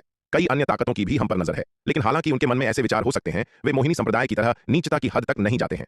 विराट, तुमने यह नहीं देखा है कि रूप बदलने के बाद यह नन्ही चिड़िया कैसी दिखती है? अन्यथा तुमने ऐसा मूर्खतापूर्ण सवाल नहीं पूछा होता, नीले वस्त्रधारी बालक ने मुस्कुराते हुए कहा। नील फीनिक्स वंश पूरे अनगिनत लोकों में अपनी कई सुंदरियों के लिए प्रसिद्ध है। यह सुनकर विराट को वान्या और आयु की कही गई बातें याद आ गईं। उन्होंने भी कहा था कि नीलिमा रूप बदलने के बाद बेहद खूबसूरत थी। उसका रूप यामिनी और लीलावती से कम नहीं था, लेकिन न जाने क्यों यह नन्ही चिड़िया बाकी सभी के सामने अपना रूप बदल लेती थी, लेकिन केवल उसके सामने वह रूप बदलने से मना कर देती थी। उसे आयु से एक संदेश मिला था कि नीलिमा और माया महालौह नगर में लव के खिलाफ एक बड़ी लड़ाई लड़ रही थी। वह वहां पहुंचा था और दूर से नीलिमा के बदले हुए रूप को देखा था, लेकिन जब वह उड़कर करीब आया तो नीलिमा अपने मूल रूप में लौट आई थी। इसलिए विराट ने कभी नीलिमा का रूप बदलने के बाद का वास्तविक रूप नहीं देखा था। नन्ही चिड़िया, तुम अपना रूप बदलने के बाद कैसी दिखती हो? मुझे दिखाओ। विराट ने उत्सुकता से नीलिमा की ओर देखा। बिल्कुल नहीं, नीलिमा ने बिना किसी हिचकिचाहट के मना कर दिया। वह नीले वस्त्रधारी बालक की वे बातें नहीं भूली थी जो उसने पहली बार रूप बदलने पर उससे कही थी। नीले वस्त्रधारी बालक ने कहा था कि पुरुषों को बड़ा वक्ष पसंद होता है और भले ही वह विराट के सामने बिना कपड़ों के खड़ी हो जाए, उसे उसके युवा रूप में कोई दिलचस्पी नहीं होगी। नीलिमा हमेशा नीले वस्त्रधारी बालक की बातों से नाराज रहती थी। उसे डर था कि विराट वास्तव में उसकी छोटी छाती के कारण उसे नापसंद करेगा, इसलिए उसने कभी विराट के सामने रूप बदलने की हिम्मत नहीं की। नीलिमा के दृढ़ इनकार को देखकर विराट निशब्द रह गया। उसे समझ नहीं आ रहा था कि यह चिड़िया इस मामले को लेकर इतनी अड़ियल क्यों थी। विराट इस बात से अनजान था कि नीलिमा के उसके सामने रूप बदलने से डरने के पीछे असली अपराधी कोई और नहीं बल्कि नीले वस्त्रधारी बालक था। अगर विराट को पता चल जाता कि नीले वस्त्रधारी बालक ने नीलिमा से क्या कहा था तो वह निश्चित रूप से उस बालक को बहुत मारता। विराट, तुमने वादा किया था कि तन्वी केवल एक उपपत्नी बन सकती है। तुम इस कारण से अपना मन नहीं बदल सकते, अन्यथा मैं अभी जाकर बहन निहारिका को बता दूंगी, नीलिमा ने विराट को घूरते हुए कहा। बेशक, विराट ने सिर हिलाया और कहा, चिंता मत करो, तन्वी को इन उपाधियों की परवाह नहीं होगी। उसने तन्वी का जीवन साथी बनने के लिए सहमत होने से पहले ही उसे यह स्पष्ट कर दिया था। तन्वी ने भी कहा था कि जब तक वह उसका जीवन साथी बनने के लिए सहमत है, वह उसकी उपपत्नी बनने को तैयार है। तन्वी हमेशा से उसकी बहुत आज्ञाकारी रही थी। तन्वी के व्यक्तित्व को देखते हुए उसे उपाधियों के लिए अन्य महिलाओं के साथ प्रतिस्पर्धा नहीं करनी चाहिए, इसलिए विराट को इस मामले की चिंता नहीं थी। यह अच्छी बात है। नीलिमा ने राहत की सांस लेते हुए सिर हिलाया। जब तक तन्वी पहली पत्नी के पद के लिए प्रतिस्पर्धा करने की कोशिश नहीं करती और केवल विराट की उपपत्नी बनने को तैयार है, तब तक उसे वास्तव में परवाह नहीं है कि तन्वी विराट की स्त्री बन जाए। चूंकि नीलिमा को इस बारे में पहले से ही पता है, इसलिए विराट जानबूझकर उससे बचना जारी नहीं रखता है। उसके बाद वह और नीलिमा अनंत परम मीनार के दूसरे स्तर पर लौट आते हैं। नीले वस्त्रधारी बालक बाहर द्वार पर पहरा देता रहता है। अनंत परम मीनार के दूसरे स्तर में विराट परम रहस्य दिव्य अग्नि की वेदी पर पहुंचता है और उस पर शांति से जल रही गहरे नीले रंग की लौ की ओर देखता है। इस दौरान नीलिमा के पोषण के बाद परम रहस्य दिव्य अग्नि की यह लौ स्पष्ट रूप से पहले से कहीं अधिक शक्तिशाली हो गई है। हालांकि यह अपनी चरम अवस्था में लौटने से अभी कोसों दूर है, लेकिन अब यह वैसी नहीं है जैसी शुरुआत में थी, मानो बुझने ही वाली हो। नन्ही चिड़िया, यह परम रहस्य दिव्य अग्नि कितनी ठीक हो गई है? विराट ने नीलिमा से पूछा। शायद सर्वोच्च श्रेणी के अमर स्तर पर, नीलिमा ने कुछ पल सोचने के बाद कहा। कम से कम इस परम रहस्य दिव्य अग्नि की वर्तमान शक्ति के साथ अमरलोक के 9वें स्तर के विशेषज्ञ को मारना कोई समस्या नहीं होनी चाहिए। तुम्हें क्या लगता है, यह परम रहस्य दिव्य अग्नि अपनी चरम अवस्था में कब वापस आ पाएगी? विराट ने गहरे नीले रंग की लौ की ओर देखते हुए पूछा। अभी लंबा सफर तय करना है, नीलिमा ने अपने पंख फड़फड़ाते हुए कहा। परम रहस्य दिव्य अग्नि की इस लौ को पहले गंभीर नुकसान हुआ था, इसका स्रोत लगभग पूरी तरह से समाप्त हो गया है। मुझे नहीं पता कि इसे अपनी चरम अवस्था में वापस आने के लिए कितनी ऊर्जा की आवश्यकता होगी। विराट ने सोच विचार कर सिर हिलाया। वह जानता था कि परम रहस्य दिव्य अग्नि को उसकी चरम अवस्था में बहाल करना आसान नहीं होगा। आखिरकार यह परम रहस्य दिव्य अग्नि एक सृष्टि स्तरीय दिव्य अग्नि थी। अपने वर्तमान ज्ञान के साथ वह उस स्तर की किसी चीज की कल्पना भी नहीं कर सकता था। तथ्य यह है कि परम रहस्य दिव्य अग्नि इतने कम समय में सर्वोच्च श्रेणी के अमर स्तर तक ठीक हो सकती है, पहले से ही काफी प्रभावशाली था। इसके अलावा अमरलोक के 9वें स्तर के विशेषज्ञ को मारने में सक्षम होना विराट के लिए अभी पर्याप्त था। आखिरकार अगर स्तर बहुत अधिक होता तो वह इसे नियंत्रित करने में सक्षम नहीं हो पाता। विराट ने अपना हाथ हिलाया और वेदी पर रखी दिव्य अग्नि बैंगनी स्वर्ण तुम्बी उसके हाथ में आ गई। यह दिव्य अग्नि बैंगनी स्वर्ण तुम्बी नीले वस्त्रधारी बालक द्वारा मरम्मत किए जाने के बाद काफी हद तक ठीक हो गई थी और अब वैसी जर्जर नहीं थी जैसी शुरुआत में थी। इसके अलावा दिव्य अग्नि बैंगनी स्वर्ण तुम्बी ने अनंत परम मीनार के दूसरे स्तर में अविश्वसनीय रूप से अद्भुत तारों के प्रकाश को अवशोषित कर लिया था, जिसने इसकी मरम्मत में भी बहुत मदद की थी। विराट की दिव्य चेतना इसमें प्रवेश कर गई और उसने दिव्य अग्नि बैंगनी स्वर्ण तुम्बी को परिष्कृत करना शुरू कर दिया। वह परीक्षण करना चाहता था कि दिव्य अग्नि बैंगनी स्वर्ण तुम्बी अब कितनी शक्तिशाली हो सकती है। दक्षिणी महाद्वीप, श्रवण वर्षा विद्यापीठ, तपोवन शिखर। जब श्वेत वस्त्रधारी विराट शांति से साधना कर रहा था तो अचानक उसे एक कोमल नाजुक शरीर के पास आने का एहसास हुआ। ऑर्किड जैसी मीठी सुगंध उसके चेहरे पर छा गई। श्वेत वस्त्रधारी विराट ने अपनी आंखें खोलीं और तन्वी को अपनी बाहों में आते हुए देखा। इस समय तन्वी की आंखें धुंधली थीं, उसकी नजर आकर्षक थी और उसका चेहरा ऐसा लाल हो रहा था मानो वह नशे में हो। उसका कोमल नाजुक शरीर जल रहा था। तन्वी, क्या हुआ? यह देखकर विराट चौंक गया। क्या ऐसा हो सकता है कि तन्वी फिर से मोहिनी कीट के जहर का शिकार हो गई हो? लेकिन वे पूरे दिन तपोवन शिखर पर रहे थे और बिल्कुल भी बाहर नहीं गए थे। इसके अलावा शशांक पहले ही श्रवण वर्षा विद्यापीठ से जा चुका था। क्या ऐसा हो सकता है कि शशांक अभी भी मोहिनी कीट को दूर से नियंत्रित करके तन्वी पर हमला कर सकता हो? स्वामी, मैं मुझे प्रेम चाहिए। तन्वी की संगमरमर जैसी बाहों ने विराट को कसकर गले लगा लिया और उससे प्रेम के स्पर्श की विनती करने लगी। उसे इस तरह देखकर विराट को असहायता का एहसास हुआ। कोई और चारा नहीं था, वह केवल तन्वी के साथ प्रेम की ऊष्मा साझा कर सकता था। जल्द ही मुख्य कक्ष एक बार फिर पवित्र मिलन की ऊष्मा से भर गया। भावनाओं का आवेग शांत हुआ। तन्वी विराट की बाहों में लेटी थी, उसका सुंदर चेहरा शर्म से लाल हो रहा था। स्वामी, क्या आपको लगता है कि मैं बहुत चंचल हूं? तन्वी ने धीरे से पूछा। उसकी आंखों में पछतावे की एक झलक थी। लगातार 2 बार उसने विराट से प्रेम के स्पर्श की पहल की थी, जिसने उसे अत्यधिक शर्म से भर दिया था। वह डरी हुई थी कि विराट सोचेगा कि वह एक बेशर्म स्त्री है। हालांकि जब वह तीव्र इच्छा उमड़ती थी तो वह बस खुद पर काबू नहीं रख पाती थी। उसने इसे दबाने की कोशिश की थी, लेकिन जितना उसने इसे दबाया, इच्छा उतनी ही प्रबल होती गई। अंततः भावनाओं की तेज आग ने उसके विवेक को पूरी तरह से अभिभूत कर दिया, जिससे वह अनैच्छिक रूप से विराट से प्रेम का स्पर्श मांगने लगी। ऐसा कैसे हो सकता है? हम जीवन साथी हैं। क्या प्रेम और समर्पण का यह कृत्य पूरी तरह से सामान्य नहीं है? विराट मुस्कुराया। विराट की बातें सुनकर तन्वी को काफी अच्छा महसूस हुआ। वह वास्तव में डरी हुई थी कि इस कारण से विराट उसे नीची नजरों से देखेगा। स्वामी, आपसे मिलना वास्तव में मेरा सबसे बड़ा सौभाग्य है। तन्वी ने विराट की ओर देखा। उसकी सुंदर आंखें कोमलता से भरी हुई थीं। शून्य समाधि महाद्वीप, सुवर्ण भूमि संप्रदाय, अनंत परम मीनार का दूसरा स्तर। नन्ही चिड़िया, क्या मोहिनी कीट से पीड़ित व्यक्ति हमेशा वासना के नियंत्रण में रहेगा? विराट ने नीलिमा से पूछा। उसे तन्वी की स्थिति में कुछ गड़बड़ महसूस हुई। तन्वी के व्यक्तित्व को देखते हुए वह लगातार उससे प्रेम का स्पर्श नहीं मांगती अगर वह मोहिनी कीट का प्रभाव न होता। यह जहर की गंभीरता पर निर्भर करता है, नीलिमा ने अपने पंख फड़फड़ाते हुए कहा। अगर जहर गंभीर नहीं है तो उत्पन्न वासना के मुक्त होने के बाद वह धीरे धीरे सामान्य हो जाएगी, लेकिन अगर जहर बहुत गंभीर है तो इसे रोकने का कोई तरीका नहीं है। जब किसी व्यक्ति को वासना की उत्तेजना की आदत हो जाती है तो उसके लिए वासना के सागर से बचना बहुत मुश्किल होता है। यह सुनकर विराट ने भौहें सिकोड़ लीं। नन्ही चिड़िया, तन्वी की स्थिति को गंभीर माना जाए या हल्का जहर? विराट ने नीलिमा से पूछा। उसने तन्वी की स्थिति नीलिमा को समझाई। अगर उसे केवल एक बार मोहिनी कीट ने काटा था तो जहर शायद बहुत गंभीर नहीं होगा, लेकिन अगर मोहिनी कीट पहले ही उसके शरीर में प्रवेश कर चुका है तो उसका जहर केवल और खराब होगा, नीलिमा ने कहा। अगर मोहिनी कीट वास्तव में उसके शरीर में प्रवेश कर जाता है तो क्या इससे छुटकारा पाने का कोई तरीका है? विराट ने नीलिमा से पूछा। यह इस बात पर निर्भर करता है कि उसका शरीर परम रहस्य दिव्य अग्नि का सामना कर सकता है या नहीं, नीलिमा ने कहा। अगर उसका शरीर परम रहस्य दिव्य अग्नि का सामना कर सकता है तो इसकी एक लौ उसके शरीर में प्रवेश कराई जा सकती है। जैसे ही परम रहस्य दिव्य अग्नि मोहिनी कीट को छुएगी वह उसे तुरंत जलाकर राख कर देगी। यह अच्छी बात है। विराट ने राहत की एक छोटी सी सांस ली। विराट, तुम्हें इतना घबराने की जरूरत नहीं है। विराट के चेहरे के भाव देखकर नीलिमा ने अपने पंख फड़फड़ाए और कहा, वैसे भी तुम्हारे निर्मल अवतार और तन्वी के बीच प्रेम का बंधन है। भले ही वह अंततः मोहिनी कीट द्वारा नियंत्रित हो जाए, वह वास्तव में मोहिनी कीट के स्वामी के हाथों में नहीं पड़ेगी। तुम्हें बस उसकी इच्छाओं को पूरा करना है और उसे शांत होने देना है, और यह कोई बड़ी समस्या नहीं होगी। नन्ही चिड़िया, तुम किस तरह की बकवास कर रही हो? यह सुनकर विराट ने उसे घूर कर देखा और चिढ़कर कहा, भले ही तन्वी शशांक के हाथों में न पड़े और उसके द्वारा नियंत्रित न हो, लेकिन वह चुपचाप खड़े होकर उसे वासना की दासी बनते हुए नहीं देख सकता था। उसे मोहिनी कीट की समस्या को सुलझाने में तन्वी की मदद करने का कोई तरीका ढूंढना ही था। दक्षिणी महाद्वीप, श्रवण वर्षा विद्यापीठ। श्वेत वस्त्रधारी विराट ने अपनी दिव्य दृष्टि सक्रिय की और तन्वी के शरीर के हर हिस्से की बारीकी से जांच करने लगा। स्वामी, आप क्या कर रहे हैं? तन्वी ने विराट के कार्यों को देखकर शर्मिंदगी के साथ पूछा। मैं जांच कर रहा हूं कि कहीं तुम्हारे अंदर मोहिनी कीट तो छिपा नहीं है, विराट ने कहा। मोहिनी कीट? यह सुनकर तन्वी चौंक गई। तुम्हारे इस हाल में होने का कारण यह है कि तुम्हें शशांक के मोहिनी कीट का जहर दिया गया है, विराट ने उसकी ओर देखते हुए समझाया। उसने तन्वी को वह सब बताया जो उसने नीले वस्त्रधारी बालक और नीलिमा से सुना था। विराट की कहानी सुनने के बाद तन्वी का सुंदर चेहरा पीला पड़ गया। स्वामी, फिर मुझे क्या करना चाहिए? तन्वी ने अपने कोमल हाथों से विराट की आस्तीन को कसकर पकड़ लिया। उसकी आवाज कांप रही थी। उसने पहले मोहिनी संप्रदाय के बारे में अफवाहें सुनी थीं। हालांकि उसने कभी कल्पना भी नहीं की थी कि एक दिन वह प्रसिद्ध मोहिनी कीट से पीड़ित होगी। अगर विराट उसके पक्ष में नहीं होता, अगर वे प्रेम के बंधन से नहीं बंधे होते, तो परिणाम अकल्पनीय होते। उसे विश्वास नहीं हो रहा था कि शशांक जैसा दुष्ट व्यक्ति इतना नीच होगा कि उससे निपटने के लिए इतने घिनौने तरीकों का इस्तेमाल करेगा। सब ठीक है, मैं हमेशा तुम्हारे साथ रहूंगा, मैं तुम्हारे लिए यहां हूं। उसकी कमजोर स्थिति देखकर विराट ने उसे सांत्वना देते हुए उसका हाथ थपथपाया। यह सुनकर तन्वी का घबराया हुआ दिल थोड़ा शांत हुआ। विराट ने अपनी दिव्य दृष्टि सक्रिय की और तन्वी के शरीर के हर हिस्से की जांच की। अंततः उसे उसके भीतर मोहिनी कीट का कोई निशान नहीं मिला। हालांकि मोहिनी कीट मायावी था और अपनी उपस्थिति छिपाने में माहिर था, लेकिन विराट को यह विश्वास नहीं हुआ कि उसकी दिव्य दृष्टि इसका पता नहीं लगा पाएगी। उसकी दिव्य दृष्टि 10 प्राचीन गुप्त कलाओं में से एक थी, जिसके पास अपार शक्ति थी, जो लगभग सभी भ्रमों को भेद कर देख सकती थी। चूंकि उसकी दिव्य दृष्टि को तन्वी के भीतर मोहिनी कीट का कोई निशान नहीं मिला, इसका मतलब था कि उसे केवल मोहिनी कीट ने काटा था, उसके भीतर स्थापित नहीं किया गया था। वास्तव में तन्वी के अंदर मोहिनी कीट नहीं था। शशांक ने मोहिनी कीट को केवल तन्वी को काटने दिया था और फिर उसे तुरंत वापस ले लिया था। चूंकि मोहिनी कीट को पालना बेहद मुश्किल था, इसलिए गौरव इसे केवल तन्वी पर इस्तेमाल करने से हिचक रहा था। अगर मोहिनी कीट तन्वी में स्थापित हो जाता तो वह भविष्य में इसे दूसरों के खिलाफ इस्तेमाल नहीं कर पाता। गौरव ने केवल इसी एक मोहिनी कीट को पालने में अनगिनत प्रयास किए थे। हालांकि उसने शशांक के प्रति निष्ठा की शपथ ली थी, लेकिन उसका इरादा केवल शशांक का इस्तेमाल तन्वी और वनवीर के खिलाफ करना था। उसका शशांक की सेवा करने का कोई वास्तविक इरादा नहीं था। इसलिए उसने शशांक को केवल यह सिखाया था कि मोहिनी कीट को लोगों को काटने के लिए कैसे नियंत्रित किया जाए, न कि कीट को सीधे दूसरों में कैसे स्थापित किया जाए।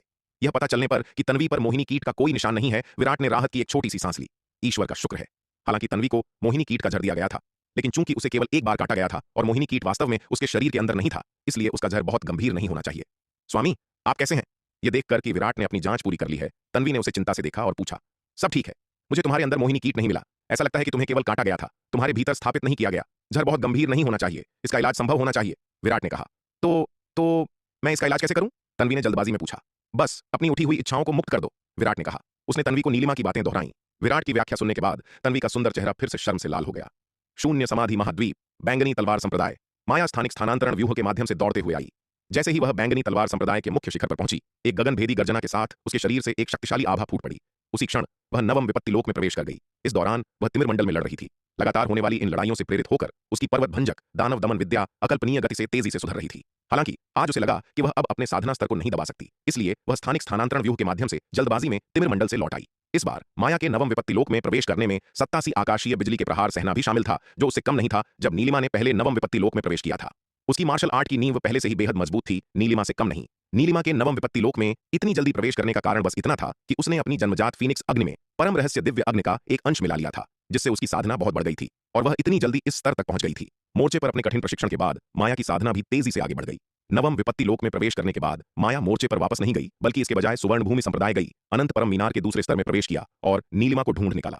नीलिमा, मैं नवम विपत्ति लोक में पहुंच गई हूं, माया ने खुशी से कहा। हाँ, यह बहुत बढ़िया है, नीलिमा ने यह सुनकर खुशी से कहा।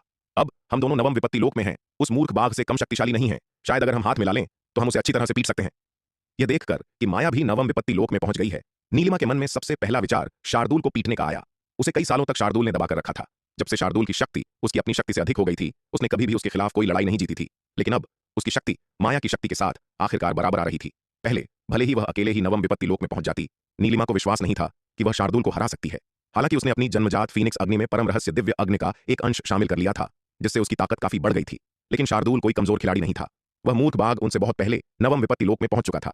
इसके अलावा कृष्ण दानव लता के एक हिस्से को निगलने के बाद मूर्ख बाघ की निगलने की क्षमता और भी भयानक हो गई थी। अपने साथियों के बीच उसकी युद्ध शक्ति इतनी दुर्जय थी कि विराट को छोड़कर शायद कोई भी उसका मुकाबला नहीं कर सकता था। जब उसने पहले नवम विपत्ति लोक में प्रवेश किया था, हालांकि उसने दावा किया था कि वह शार्दूल से नहीं डरती, लेकिन ऐसा केवल इसलिए था क्योंकि विराट वहां था। उसे बस हौसला मिल गया था। सच तो यह है कि वह अभी भी थोड़ी डरी हुई थी, लेकिन अब माया भी नवम विपत्ति लोक में पहुंच गई थी और अगर दोनों हाथ मिला लेते तो उनके पास शार्दूल को हराने का कहीं बेहतर मौका होता। हम मूर्ख बाघ को ढूंढने कब जा रहे हैं? माया ने उत्साह से पूछा। वह पर्वत भंजक दानव दमन विद्या का अभ्यास करती थी और स्वभाव से ही लड़ाकू थी। लड़ने के बारे में सुनकर वह किसी भी अन्य चीज से ज्यादा उत्साहित हो जाती थी। क्यों ना हम अभी जाकर मूर्ख बाघ को ढूंढें और अपनी क्षमताओं का परीक्षण करें? कुछ पल सोचने के बाद नीलिमा ने सुझाव दिया। वह परम रहस्य दिव्य अग्नि का एक अंश शामिल करने के बाद अपनी जन्मजात फीनिक्स अग्नि की शक्ति का परीक्षण भी करना चाहती थी। हालांकि जैसे ही उसने ये शब्द कहे, उसे सिर पर एक तेज थपकी लगी। उसी समय माया को भी सिर पर जोर का प्रहार लगा। विराट, तुम क्या कर रहे हो? अचानक सिर पर प्रहार लगने से नीलिमा पीछे मुड़ी। विराट को घूरते हुए गुस्से से चिल्लाई, नन्ही चिड़िया, माया, तुम दोनों बेवकूफ लड़कियों, क्या तुम बस ऊब गई हो और परेशानी खड़ी कर रही हो? विराट ने उन्हें घूरते हुए चिढ़कर कहा, अगर तुम सच में शार्दूल से लड़ने जाती हो तो अगर तुम पिट जाती हो तो मेरे पास शिकायत लेकर मत आना। इस बार मैं तुम पर कोई ध्यान नहीं दूंगा। भले ही तुम शार्दूल से बुरी तरह पिट जाओ, मैं तुम्हें नहीं रोकूंगा। कौन किसे पीटता है यह अभी भी अनिश्चित है। नीलिमा ने खर्राटे भरे। उसे बिल्कुल भी विश्वास नहीं हुआ। अगर वह अकेली होती तो निश्चित रूप से उसे शार्दूल को हराने का विश्वास नहीं होता, लेकिन अब माया भी नवम विपत्ति लोक में पहुंच गई थी और उसकी मदद से चीजें अलग हो सकती थीं। नवम विपत्ति लोक में प्रवेश करते समय उन दोनों ने जिन विपत्तियों का सामना किया वे शार्दूल से कमजोर नहीं थीं। इसके अलावा अब उनके और शार्दूल के बीच साधना के स्तर में कोई अंतर नहीं है। अगर वे सच में लड़े तो परिणाम अनिश्चित होगा। अगर तुम पिटने पर अड़े हो तो मैं तुम्हें नहीं रोकूंगा। विराट ने उनकी ओर देखा और कहा, हालांकि मैं तुम्हें याद दिला दूं, शार्दूल किसी भी समय अर्ध अमर लोक में प्रवेश कर सकता है। यह बस इतना है कि वह वर्तमान में अपने साधना स्तर को दबा रहा है और अपनी मार्शल आर्ट की नींव को मजबूत कर रहा है। अगर यह बेवकूफ चिड़िया पिट गई और शिकायत करने उसके पास नहीं आई तो वह उन्हें परेशान नहीं करेगा, लेकिन बात यह है कि इस बेवकूफ चिड़िया ने यूजिके को पीटा था, लेकिन अगर यह हार गई तो यह रोते हुए और शिकायत करते हुए आएगी। विराट की बातें सुनकर नीलिमा का उत्साह तुरंत कम हो गया। अगर मूर्ख बाघ सच में किसी भी समय अर्ध अमर लोक में प्रवेश कर सकता था तो बेहतर होगा कि वे लड़ाई न करें। साधना के स्तर में अंतर के बिना वे दोनों मिलकर शार्दूल को हरा सकते हैं, लेकिन अगर लड़ाई के दौरान मूर्ख बाघ अचानक अर्ध अमर लोक में प्रवेश कर जाता है तो वे बड़ी परेशानी में पड़ जाएंगे। एक स्तर नीचे होने के कारण उनके पास उस मूर्ख बाघ के खिलाफ कोई मौका नहीं है। मैं बस कह रही थी, मैं सच में उस मूर्ख बाघ से लड़ने नहीं जा रही हूं। नीलिमा ने अपने पंख फड़फड़ाए और मुंह बनाया। विराट की बातें सुनने के बाद नीलिमा काफी आज्ञाकारी हो गई और परम रहस्य दिव्य अग्नि की उस लौ का पोषण करती रही। ये देखकर कि नीलिमा ने हार मान ली है, माया ने भी कोई परेशानी खड़ी करने की हिम्मत नहीं की। वह विराट से पहले ही बहुत डरी हुई थी और अब जब नीलिमा आगे नहीं आ रही थी तो वह सीधे विराट का सामना करने की हिम्मत कैसे कर सकती थी। फिर अनंत परम मीनार के दूसरे स्तर में उसे एक तलवार संकल्प अभ्यास व्यूह मिला। उसमें प्रवेश किया और अपने नए नवम विपत्ति लोक के स्तर को स्थिर किया। पलक झपकते ही अनंत परम मीनार के दूसरे स्तर में 1 वर्ष बीत गया। विराट ने अंततः दिव्य अग्नि बैंगनी स्वर्ण तुम्बी को परिष्कृत कर लिया। यह दिव्य अग्नि बैंगनी स्वर्ण तुम्बी, जो बुरी तरह क्षतिग्रस्त थी और अब अपने चरम पर नहीं थी, विराट के लिए परिष्कृत करना बहुत आसान था। फिर भी इसे परिष्कृत करने में काफी प्रयास लगा। 1 वर्ष के पोषण के बाद वेदी पर गहरे नीले रंग की लौ काफी मजबूत हो गई थी। विराट ने अपने हाथ में दिव्य अग्नि बैंगनी स्वर्ण तुम्बी को संचालित किया और वेदी पर रखी परम रहस्य दिव्य अग्नि की लौ पर अपने विचार केंद्रित किए। तुम्बी से तुरंत एक शक्तिशाली आकर्षण उत्पन्न हुआ। इस मजबूत आकर्षण के तहत वेदी पर रखी परम रहस्य दिव्य अग्नि तुरंत तुम्बी की ओर दौड़ी और उसमें प्रवेश कर गई। यह दिव्य अग्नि बैंगनी स्वर्ण तुम्बी केवल परम रहस्य दिव्य अग्नि के लिए एक बर्तन नहीं थी, बल्कि इसे नियंत्रित करने के लिए एक जादुई कलाकृति भी थी। तुम्बी को परिष्कृत करने के बाद विराट को इसका उपयोग समझ में आ गया था। अपनी वर्तमान ताकत के साथ परम रहस्य दिव्य अग्नि को नियंत्रित करना असंभव था, लेकिन दिव्य अग्नि बैंगनी स्वर्ण तुम्बी के साथ परम रहस्य दिव्य अग्नि की इस लौ को नियंत्रित करना उसके लिए बहुत आसान हो गया। परम रहस्य दिव्य अग्नि की लौ को दिव्य अग्नि बैंगनी स्वर्ण तुम्बी में इकट्ठा करने के बाद विराट के विचार फिर से उमड़े और एक गगनभेदी गर्जना के साथ दिव्य अग्नि बैंगनी स्वर्ण तुम्बी से तुरंत एक भयानक आग भड़क उठी। पहले की छोटी गहरे नीले रंग की लौ तुरंत आग के एक असीम सागर में बदल गई, जिसने अनंत परम मीनार के दूसरे स्तर के तारों से भरे आकाश को भर दिया। इस भयानक तेज आग के जलने से अनंत परम मीनार के दूसरे स्तर के तारों से भरे आकाश में वास्तव में दरारें आ गईं। यह समझना महत्वपूर्ण है कि अनंत परम मीनार के दूसरे स्तर में वर्तमान में 80 तारे जगमगा रहे हैं। 80 तारों के जलने से अनंत परम मीनार के दूसरे स्तर का स्थान अत्यंत स्थिर हो जाता है। दक्षिणी स्वर्ग महाद्वीप की तुलना में भी यहाँ का स्थान 10 गुना अधिक स्थिर है। फिर भी ये आग यहाँ के तारों से भरे आकाश को चकनाचूर करने में सक्षम थी। यह दर्शाता है कि परम रहस्य दिव्य अग्नि की शक्ति कितनी भयानक है। ठीक जब विराट दिव्य अग्नि बैंगनी स्वर्ण तुम्बी में हेरफेर कर रहा था, परम रहस्य दिव्य अग्नि को मुक्त कर रहा था, अनंत परम मीनार अचानक शाप के साथ उसके कानों में गूंज उठी। अनंत परम मीनार ने बहुत मेहनत से इतनी अधिक ऊर्जा को अवशोषित किया था, अंततः अपनी वर्तमान स्थिति में लौट आई थी। और अब विराट यहाँ था, परम रहस्य दिव्य अग्नि को मुक्त कर रहा था, स्वर्ग और पृथ्वी को जला रहा था। यह देखकर अनंत परम मीनार क्रोधित कैसे न होती। अगर किसी और ने परम रहस्य दिव्य अग्नि को मुक्त किया होता तो कोई बात नहीं होती। हालांकि परम रहस्य दिव्य अग्नि अविश्वसनीय रूप से शक्तिशाली थी, लेकिन इसे गंभीर नुकसान हुआ था। इसकी शक्ति अपने चरम से बहुत कम हो गई थी। यह दुनिया उसकी थी। भले ही परम रहस्य दिव्य अग्नि 10 गुना अधिक मजबूत हो, वह इसे आसानी से बुझा सकती थी, लेकिन अफसोस परम रहस्य दिव्य अग्नि को मुक्त करने वाला विराट था, जिससे वह असहाय हो गई। चूंकि विराट उसका स्वामी था, वह उसके हमलों का विरोध करने में पूरी तरह से शक्तिहीन थी। इसके अलावा विराट का उस पर किया गया हमला उसी परिमाण के किसी भी अन्य हमले की तुलना में कहीं अधिक नुकसान पहुंचाता था। अनंत परम मीनार के शाप सुनकर विराट को कुछ शर्मिंदगी महसूस हुई। उसने जल्दी से भयंकर आग को वापस लेने के लिए दिव्य अग्नि बैंगनी स्वर्ण तुम्बी को संचालित किया। हालांकि भले ही परम रहस्य दिव्य अग्नि को वापस ले लिया गया था, लेकिन अनंत परम मीनार के दूसरे स्तर का चकनाचूर तारों वाला आकाश इतनी आसानी से बहाल नहीं हुआ था। यह सुनकर कि अनंत परम मीनार अभी भी उसके कान में शाप दे रही है, विराट ने चकनाचूर तारों वाले आकाश की मरम्मत करने के लिए उसे जल्दी से बड़ी मात्रा में जादुई स्फटिक और जादुई कलाकृतियों को निगलने के लिए मजबूर किया। विराट की बातें सुनकर अनंत परम मीनार अंततः रुक गई। जैसे ही बड़ी मात्रा में जादुई स्फटिक और जादुई कलाकृतियों को निगल लिया गया, अनंत परम मीनार के दूसरे स्तर में चकनाचूर स्थान तेजी से ठीक होने लगा। पलक झपकते ही आग से टूट गई दरारें तेजी से ठीक हो गईं। यह देखकर विराट ने कुछ पल के लिए विचार किया, फिर अनंत परम मीनार को राक्षसी स्फटिकों और कलाकृतियों को निगलना जारी रखने का निर्देश दिया, ताकि अनंत परम मीनार के दूसरे स्तर में अगला तारा रोशन हो सके। अनंत परम मीनार की निगलने की शक्ति के तहत अनंत परम मीनार के दूसरे स्तर में 81वां तारा तेजी से जगमगा उठा। 81वें तारे को पूरी तरह से रोशन करने के लिए खर्च की गई ऊर्जा लगभग 10 लाख महाविपत्ति स्फटिकों के बराबर थी। 81वां तारा रोशन होने के बाद अनंत परम मीनार के दूसरे स्तर में तारों का प्रकाश दोगुना हो गया। इसका प्रभाव जन्मजात आध्यात्मिक पत्थरों के 1 करोड़ गुना तक पहुंच गया। इस समय अनंत परम मीनार के दूसरे स्तर द्वारा बहाल किया गया क्षेत्र आकार में दोगुना हो गया था, जो 200 दक्षिणी स्वर्ग महाद्वीपों के बराबर था। रोशन हुए 81वें तारे के भीतर विराट को एक और व्यूह कला की विरासत मिली। इस बार विराट को जो व्यूह कला मिली वह एक नया व्यूह स्वरूप था, जिसे सुरक्षा ताबीज कहा जाता था। इस नए व्यूह स्वरूप को पाकर विराट बहुत खुश हुआ। यह ताबीज सभी बुरी आत्माओं के गुप्त आक्रमण का विरोध कर सकता है और अदृश्य गुप्त हमलों से भी बचाव कर सकता है। विराट मूल रूप से इस बात को लेकर चिंतित था कि मोहिनी कीट के गुप्त आक्रमण से कैसे बचाव किया जाए। आखिरकार मोहिनी कीट अदृश्य है और इससे बचाव करना बेहद मुश्किल है। यहां तक कि तन्वी जैसी शक्तिशाली हस्ती को भी बिना उसे पता चले गुप्त रूप से धोखा दिया गया। इससे पता चलता है कि मोहिनी कीट के गुप्त आक्रमण से बचाव करना कितना मुश्किल है। हालांकि नीलिमा ने कहा था कि परम रहस्य दिव्य अग्नि दुनिया की सभी बुरी आत्माओं का काल है, और जब तक किसी के पास परम रहस्य दिव्य अग्नि है, मोहिनी कीट पास आने की हिम्मत नहीं करेगा। परम रहस्य दिव्य अग्नि की शक्ति बहुत भयानक है और इसे आम लोगों द्वारा नियंत्रित नहीं किया जा सकता है। यहां तक कि आग को नियंत्रित करने में नीलिमा जैसा कुशल व्यक्ति भी अपनी जन्मजात फीनिक्स अग्नि में परम रहस्य दिव्य अग्नि का केवल एक छोटा सा अंश शामिल करने के बाद लगभग नियंत्रण खो बैठा। दूसरों की तो बात ही छोड़ दें, पूरे तलवार संप्रदाय में बहुत कम लोग नीलिमा से अधिक मजबूत हैं। इसलिए यह उम्मीद करना अवास्तविक है कि हर किसी के पास परम रहस्य दिव्य अग्नि का एक अंश होगा। लेकिन अब इस ताबीज के साथ विराट की समस्या पूरी तरह से हल हो गई है। इस ताबीज के पास होने से कोई भी पास आने वाली बुरी आत्मा या गुप्त हमला तुरंत रुक जाएगा। ताबीज प्राप्त करने के बाद विराट ने देरी नहीं की और तुरंत इसका अध्ययन करना शुरू कर दिया। ताबीज के व्यूह को पूरी तरह से समझने के बाद विराट ने इसे परिष्कृत करने का प्रयास शुरू किया। हालांकि विराट की वर्तमान ताकत के साथ वह केवल मध्य श्रेणी के अमर स्तर के ताबीज ही परिष्कृत कर सकता था। जहां तक उच्च श्रेणी के अमर स्तर या यहां तक कि सर्वोच्च श्रेणी के अमर स्तर के ताबीजों की बात है, वे उसकी वर्तमान क्षमताओं से परे थे। बेशक सिर्फ इसलिए कि विराट उन्हें अकेले परिष्कृत नहीं कर सकता था, इसका मतलब यह नहीं था कि वह उस स्तर के ताबीज को परिष्कृत नहीं कर सकता था। आखिरकार तलवार संप्रदाय के भीतर अभी भी एक शीर्ष स्तर का विशेषज्ञ छिपा हुआ था। मध्य श्रेणी के अमर स्तर के सुरक्षा ताबीजों के एक समूह को परिष्कृत करने के बाद विराट शक्ति सिंधु महाद्वीप लौट आया और उसने स्वरा को ढूंढ निकाला और उच्च श्रेणी और सर्वोच्च श्रेणी के अमर स्तर के सुरक्षा ताबीजों को परिष्कृत करने में मदद मांगी। स्वरा स्वाभाविक रूप से विराट के अनुरोध को अस्वीकार नहीं करेगी। इस स्वरा की मदद से विराट ने 100 से अधिक उच्च श्रेणी और सर्वोच्च श्रेणी के अमर स्तर के सुरक्षा ताबीजों को परिष्कृत किया। इन ताबीजों को परिष्कृत करने के बाद विराट ने स्वरा को 20 सर्वोच्च श्रेणी के अमर स्तर के ताबीज दिए। विराट, तुम मुझे ये क्यों दे रहे हो? मुझे इनकी जरूरत नहीं है। स्वरा ने लापरवाही से अपना हाथ हिलाया। इन ताबीजों की रक्षात्मक शक्ति बहुत मजबूत नहीं थी। वे एक चेतावनी के रूप में अधिक काम करते थे। उसकी वर्तमान ताकत के साथ गहन शून्य लोक से नीचे के मार्शल कलाकार उसे बिल्कुल भी नुकसान नहीं पहुंचा सकते थे, और गहन शून्य लोक के विशेषज्ञों के खिलाफ सुरक्षा ताबीज का यह स्तर बेकार था। इसलिए स्वरा ने इन ताबीजों को बिल्कुल भी गंभीरता से नहीं लिया। अगर यह स्वर्ण कवच ताबीज होता जिसे विराट ने उसे पहले परिष्कृत करने के लिए कहा था, तो उसे थोड़ी दिलचस्पी हो सकती थी, क्योंकि उस उच्च स्तरीय स्वर्ण कवच ताबीज में वास्तव में दुर्जय रक्षात्मक शक्ति थी। स्वरा, यह ताबीज शक्तिशाली व्यक्तियों के हमलों से ज्यादा सुरक्षा प्रदान नहीं कर सकता है, लेकिन यह मोहिनी कीट के कपटी हमलों के खिलाफ बहुत प्रभावी हो सकता है। विराट ने स्वरा की ओर देखते हुए गंभीरता से कहा। विराट नहीं जानता था कि मोहिनी संप्रदाय के कितने बचे हुए लोग दक्षिणी स्वर्ग मंडल में बचे हैं, इसलिए उसे यह सुनिश्चित करना था कि उसके आसपास के लोग सतर्क रहें, ताकि वे अनजाने में उनके जाल में फंसने से बच सकें। मोहिनी कीट? यह सुनकर स्वरा चौंक गई। उसने विराट की ओर देखा और उलझन में पूछा, विराट, तुम किस मोहिनी कीट की बात कर रहे हो? मोहिनी संप्रदाय के मोहिनी कीट के अलावा क्या आपने किसी और मोहिनी कीट के बारे में सुना है? विराट ने उसकी ओर देखा और बदले में पूछा, विराट, तुम्हारा क्या मतलब है? क्या ऐसा हो सकता है कि तुमने मोहिनी कीट को देखा हो?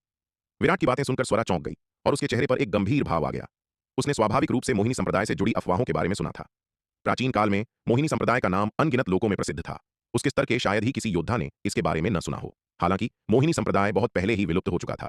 यह कभी कुख्यात संप्रदाय जिसने सभी दिशाओं में कहर बरपाया था, बहुत पहले ही इतिहास की धूल में मिल गया था। लेकिन उसे यह उम्मीद नहीं थी कि आज वह विराट के मुंह से यह नाम फिर सुनेगी।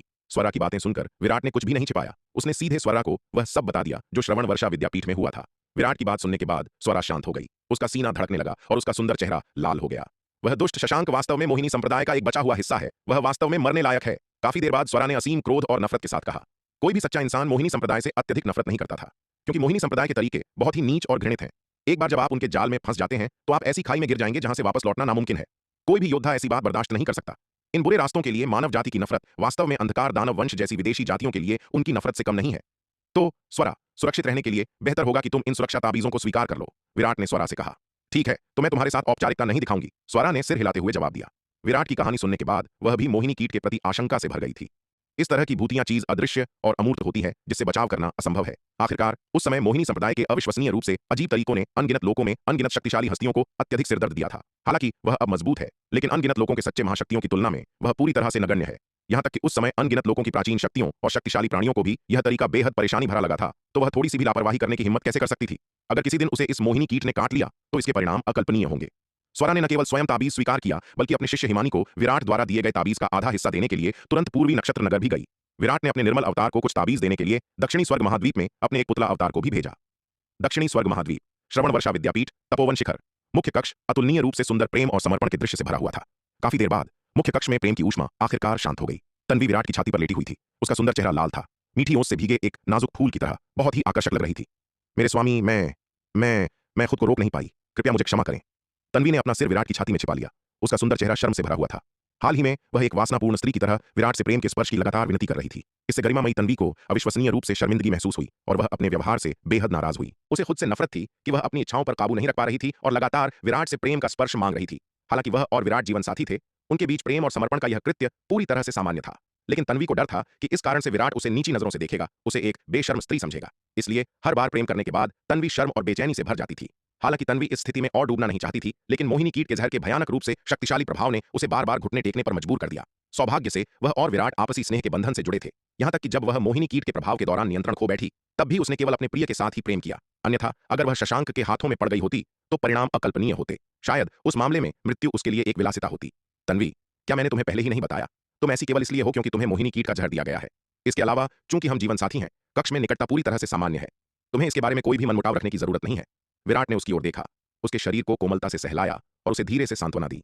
मुझे समझने के लिए धन्यवाद मेरे स्वामी, तन्वी ने कृतज्ञतापूर्वक कहा। तन्वी की यह अवस्था पूरे 3 महीने तक रही, जब तक कि उसके शरीर में मोहिनी कीट के जहर के कारण उत्पन्न वासना धीरे धीरे शांत नहीं हो गई। इस दौरान हर बार जब जहर का असर बढ़ता, तन्वी खुद को रोक नहीं पाती और विराट से प्रेम का स्पर्श मांगने लगती। उसके शरीर के भीतर की वासना धीरे धीरे मुक्त होने के बाद ही वह धीरे धीरे सामान्य हुई। भले ही तन्वी के शरीर से मोहिनी कीट का जहर धीरे धीरे गायब हो गया था, लेकिन इन 3 महीनों ने उसमें महत्वपूर्ण बदलाव लाए थे। तन्वी को लगा कि उसका शरीर पहले की तुलना में बहुत अधिक संवेदनशील हो गया है। यहां तक कि बाहरी स्पर्श भी उसे आसानी से उत्तेजित कर देता था। यह उसके लिए पहले अकल्पनीय था। मोहिनी कीट के जहर से पीड़ित होने से पहले वह वासना के प्रति बहुत उदासीन थी। विराट के जीवन साथी बनने के बाद भी उनका रिश्ता ज्यादातर स्नेह पर आधारित था, जिसमें बहुत कम वासना थी। आखिरकार उसके स्तर के एक योद्धा ने पहले ही ऐसे मामलों को बहुत हल्के में ले लिया था, लेकिन अब उसका शरीर पहले की तुलना में पूरी तरह से बदल गया है। भले ही मोहिनी कीट का जहर पूरी तरह से खत्म हो गया है, फिर भी वह आसानी से वासना से उत्तेजित हो जाती है। तन्वी के बदलाव को देखकर मोहिनी कीट का विराट का डर गहरा हो गया। अगर तन्वी जैसी महिला भी मोहिनी कीट के कांटे जाने के बाद इस तरह प्रभावित हुई तो दूसरों का क्या होगा? मोहिनी संप्रदाय के तरीके वास्तव में भयानक हैं। तन्वी, क्या तुम्हारे पास इस कक्ष के अंदर जगह बढ़ाने का कोई तरीका है? विराट ने तन्वी से पूछा। बेशक। तन्वी ने यह सुनकर सिर हिलाया। उसने विराट की ओर देखा और उत्सुकता से पूछा, मेरे स्वामी, यह क्यों पूछ रहे हैं?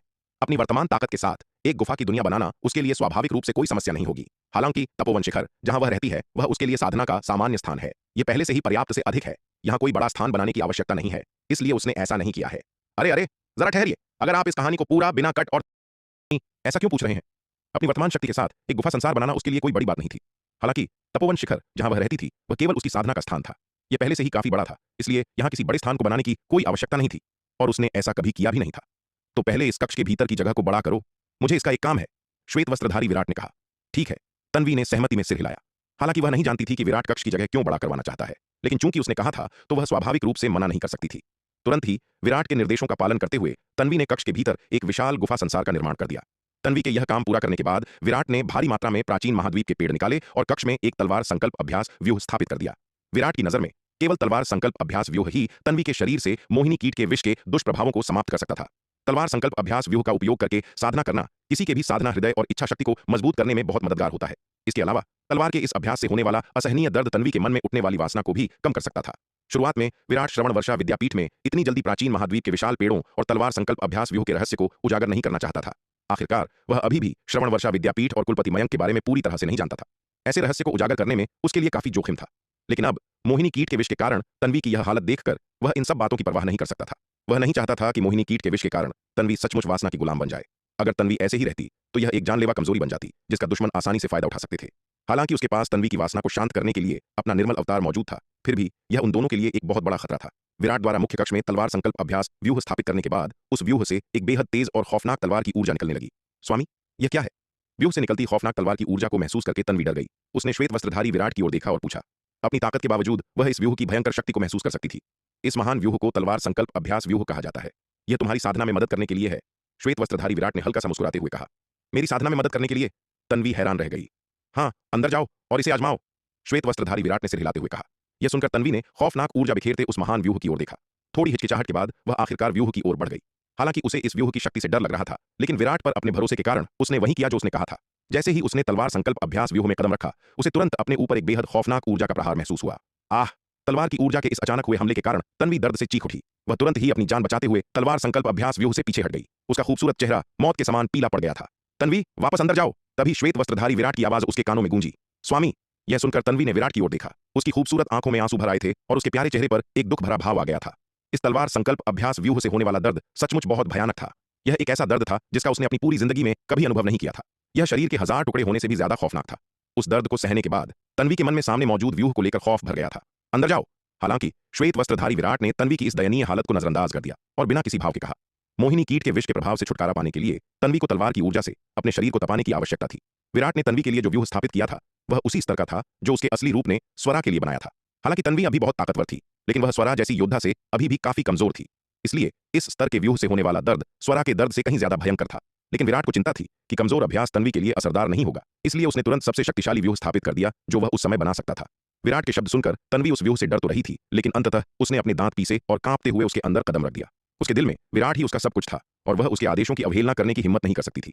इस बार वह मानसिक रूप से तैयार थी, लेकिन फिर भी वह खौफनाक तलवार की ऊर्जा तन्वी को असहनीय दर्द दे रही थी। जल्द ही उसके माथे पर पसीने की बड़ी बड़ी बूंदें छलकने लगीं। कुछ ही पलों के बाद तन्वी और अधिक नहीं सह पाई और व्यूह से बाहर आ गई। उसका नाजुक शरीर बेकाबू होकर कांप रहा था और ठंडे पसीने ने उसके कपड़ों को पूरी तरह से भिगो दिया था। उसका कांपता हुआ शरीर डगमगा रहा था और वह जोर जोर से हाँफ रही थी। उसे उस भयंकर दर्द से उबरने में काफी समय लगा। तन्वी, क्या तुमने पर्याप्त आराम कर लिया है? जैसे ही तन्वी संभली, श्वेत वस्त्रधारी विराट की आवाज फिर से उसके कानों में गूंजी। यह सुनकर तन्वी का नाजुक शरीर अनजाने में कांप उठा। स्वामी, उसने श्वेत वस्त्रधारी विराट की ओर देखा। उसकी खूबसूरत आंखें दर्द से भरी थीं। यह व्यूह सचमुच खौफनाक था। वह वास्तव में साधना के लिए ऐसी चीज का उपयोग नहीं करना चाहती थी। हालांकि तलवार की ऊर्जा से शरीर को तपाना दर्दनाक है, लेकिन इससे मिलने वाले फायदे अनगिनत हैं। उसकी दयनीय स्थिति को देखकर श्वेत वस्त्रधारी विराट ने शांति से कहा, यह तुम्हारे भौतिक शरीर, साधना की नींव, इच्छा शक्ति, साधना हृदय और आत्मा को बहुत लाभ पहुंचाता है। क्या तुम जानती हो कि इस व्यूह को स्थापित करने के लिए इस्तेमाल किया गया प्रत्येक पेड़ एक अत्यंत दुर्लभ और कीमती प्राकृतिक खजाना है? इस व्यूह का उपयोग करके साधना करना एक ऐसा अवसर है जिसके लिए लोग जान तक दे सकते हैं। तन्वी, इसे बर्बाद मत करो। विराट की बातें सुनकर तन्वी का दिल धड़क उठा। उसने शर्म से अपना सिर झुका लिया। अंततः उसने एक गहरी सांस ली, अपना सिर उठाया और दृढ़ संकल्प के साथ फिर से उस व्यूह में कदम रख दिया। व्यूह में प्रवेश करने के बाद खौफनाक ऊर्जा फिर से उमड़ पड़ी, जिससे उसे असहनीय दर्द और पीड़ा होने लगी। इस दर्दनाक यातना के बीच तन्वी ने अपने दांत पीसे और बर्दाश्त किया। जब वह अपनी सीमा तक पहुंच गई तो वह व्यूह से बाहर आ गई। थोड़ा ठीक होने के बाद विराट के आग्रह पर उसे उन्हीं खौफनाक परीक्षणों से गुजरने के लिए फिर से व्यूह में प्रवेश करना पड़ा। इस बार की यातना में तन्वी लगभग टूट चुकी थी और हार मानना चाहती थी, लेकिन श्वेत वस्त्रधारी विराट ने उसकी पीड़ा को नजरअंदाज कर दिया, अपने दिल को सख्त कर लिया और उसे साधना करने के लिए लगातार व्यूह में धकेलता रहा। व्यूह के भीतर तन्वी को संघर्ष करते देख विराट की नजरें शांत रहीं। वह तन्वी की पीड़ा देखकर अपना दिल नरम नहीं करने वाला था। इस दौरान उसने पाया कि मोहिनी कीट का तन्वी पर प्रभाव केवल उसकी वासना जगाने तक ही सीमित नहीं था, इसने उसके साधना हृदय और इच्छा शक्ति को भी बुरी तरह से नष्ट कर दिया था। तन्वी वासना में डूब गई थी और उसकी इच्छा शक्ति इसके प्रभाव से बुरी तरह कमजोर हो गई थी। सच कहा जाए तो तन्वी का पतन होने लगा था। शारीरिक सुख के अलावा वह किसी और चीज पर ध्यान नहीं देती थी। यहां तक कि उसकी साधना भी पहले की तुलना में बहुत कम हो गई थी। मोहिनी कीट का प्रभाव विराट की उम्मीदों से कहीं ज्यादा था। अगर तन्वी ऐसे ही रहती तो अमर औषधि देने के बावजूद मार्शल आर्ट्स में उसकी भविष्य की उपलब्धियां बहुत सीमित रह जाती। एक योद्धा के लिए प्रतिभा और संसाधन महत्वपूर्ण है, लेकिन साधना हृदय और इच्छा शक्ति उससे भी अधिक महत्वपूर्ण है। एक मजबूत साधना हृदय और अटूट इच्छा शक्ति के बिना महान प्रतिभा भी मार्शल आर्ट्स में बड़ी उपलब्धियों की ओर नहीं ले जा सकती।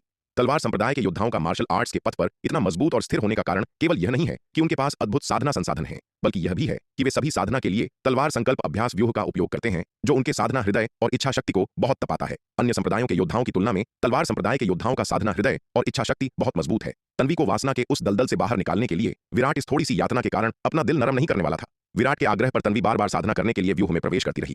इस व्यूह की तपन से उसकी साधना का स्तर एक अकल्पनीय गति से तेजी से सुधर रहा था। आखिरकार व्यूह न केवल उसके साधना हृदय और इच्छा शक्ति को तपाता है, बल्कि उसके भौतिक शरीर और साधना की नींव पर भी जबरदस्त प्रभाव डालता है। इस कठोर प्रशिक्षण के दौरान तन्वी की अवस्था अधिक स्थिर हो गई और उसकी मार्शल आर्ट्स की नींव और अधिक मजबूत हो गई। स्वाभाविक रूप से उसका साधना हृदय, इच्छा शक्ति और आत्मा भी मजबूत और अधिक लचीले हो गए। प्रशिक्षण के प्रत्येक दोहराव के साथ तन्वी धीरे धीरे तलवार की ऊर्जा से होने वाले भारी दर्द के अनुकूल हो गई। उसने व्यूह के भीतर अधिक से अधिक समय बिताना शुरू कर दिया और इस पीड़ादायक तपन के तहत मोहिनी कीट का प्रभाव धीरे धीरे समाप्त हो रहा था। आधा वर्ष बीत गया और तन्वी अब लगातार एक पूरा दिन व्यूह के भीतर सह सकती थी। अब उसे विराट के आग्रह और प्रोत्साहन की आवश्यकता नहीं थी। प्रत्येक बार ठीक होने के बाद वह साधना जारी रखने के लिए स्वेच्छा से व्यूह में प्रवेश कर जाती थी। एक और आधा वर्ष बीत गया। तन्वी अब मूल रूप से व्यूह द्वारा लाए गए भारी दर्द को सह सकती थी। इस दिन तन्वी धीरे धीरे तलवार संकल्प अभ्यास व्यूह से बाहर आई। इस पल की तन्वी एक वर्ष पहले की तुलना में पूरी तरह से बदल चुकी थी। एक वर्ष पहले मोहिनी कीट के प्रभाव में वह वासना के दलदल में फंसी हुई थी और खुद को बाहर निकालने में असमर्थ थी। हालांकि वह अभी भी निर्विवाद रूप से आकर्षक थी और आश्चर्यजनक सुंदरता रखती थी, लेकिन उसने अपनी पूर्व शांति खो दी थी।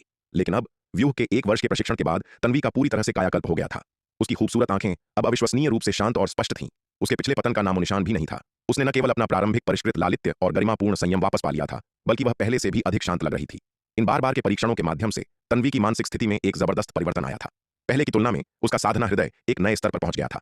तन्वी को अंदर ही अंदर ऐसा महसूस हो रहा था कि अगर अब मोहिनी कीट उस पर फिर से हमला कर दे तो उसे पूरा भरोसा था कि वह अपनी इच्छा शक्ति से वासना को पूरी तरह से बुझा सकती है। स्वामी धन्यवाद। तन्वी श्वेत वस्त्रधारी विराट के पास आई, उसके सामने गहराई से झुकी और गहरी कृतज्ञता के साथ बोली। विराट के ये परीक्षण उसके लिए एक पुनर्जन्म से कम नहीं थे। वासना में अपने पिछले फंसाव को याद करके तन्वी डर से कांप उठी। यदि चीजें वैसे ही चलती रहती तो वह शायद गहराई में डूबती जाती और अंततः वासना की गुलाम बन जाती। अगर वह सचमुच उस हद तक चली जाती तो भले ही विराट उससे नफरत न करता, वह शायद उसके योग्य नहीं रह जाती। इसमें कोई आश्चर्य नहीं था कि जो महिलाएं मोहिनी संप्रदाय के तरीकों से पीड़ित थीं, भले ही उन्हें उनके अपने संप्रदाय के आचार्यों द्वारा बचा लिया गया हो, वे मूल रूप से बर्बाद हो जाती थीं। वासना एक अथाह रसातल की तरह थी। एक बार जब आप इसमें गिर जाते हैं तो बाहर निकलना अविश्वसनीय रूप से कठिन होता है। यदि विराट की मदद नहीं होती तो वह शायद अपने दम पर कभी आजाद नहीं हो पाती। तन्वी, बहुत अच्छे। श्वेत वस्त्रधारी विराट ने उसकी ओर देखा, उसकी आंखों में प्रशंसा की झलक थी। तन्वी ने स्पष्ट रूप से मोहिनी कीट के प्रभावों को पूरी तरह से समाप्त कर दिया था और इस अग्नि परीक्षा के माध्यम से उसके साधना हृदय में एक और जबरदस्त परिवर्तन हुआ था जो एक नए स्तर पर पहुंच गया था। अब जब उसने वासना को पार कर लिया था तो यह अनुभव उसके लिए कोई बुरी बात नहीं थी। तन्वी की उपलब्धियां उसके अथक प्रयासों का प्रमाण थीं। स्वामी, तन्वी ने अपना सिर उठाया। उसकी खूबसूरत आंखें विराट को निहार रही थीं और उसने कोमलता से उसे पुकारा। इस समय विराट के प्रति उसका प्रेम इतना गहरा था कि वह उसकी आत्मा में बस गया था। विराट की उस पर कृपा सचमुच बहुत बड़ी थी। उसने बार बार उसे भयानक परिस्थितियों से बचाया था। यदि विराट नहीं होता तो वह बहुत पहले ही शशांक के हाथों में पड़ गई होती, उसका खिलौना बन गई होती और उसका भाग्य अज्ञात और दुखद होता। वह विराट की इतनी आभारी थी कि भले ही उसके टुकड़े टुकड़े हो जाएं, वह इसे चुका नहीं सकती थी। इसके अलावा विराट ने जो प्रतिभा, चरित्र और ज्ञान दिखाया, उससे वह गहराई से प्रभावित थी। अपने इतने वर्षों में उसने कभी विराट जैसा उत्कृष्ट पुरुष नहीं देखा था। उसके बारे में सब कुछ लगभग परिपूर्ण था। वह उसके दिल में मौजूद एक सपनों का राजकुमार था। शुरुआत में विराट की साधना साथी बनने की उसकी इच्छा केवल कृतज्ञता के कारण थी। उसके लिए उसकी भावनाएं विशेष रूप से गहरी नहीं थीं। लेकिन जैसे जैसे उसने उसके साथ अधिक समय बिताया, जितना अधिक वह उसे समझती गई, उतना ही वह उसकी प्रशंसा और सम्मान करने लगी। उसे मुश्किल से ही विश्वास हो रहा था कि इस दुनिया में इतना परिपूर्ण पुरुष सचमुच मौजूद है।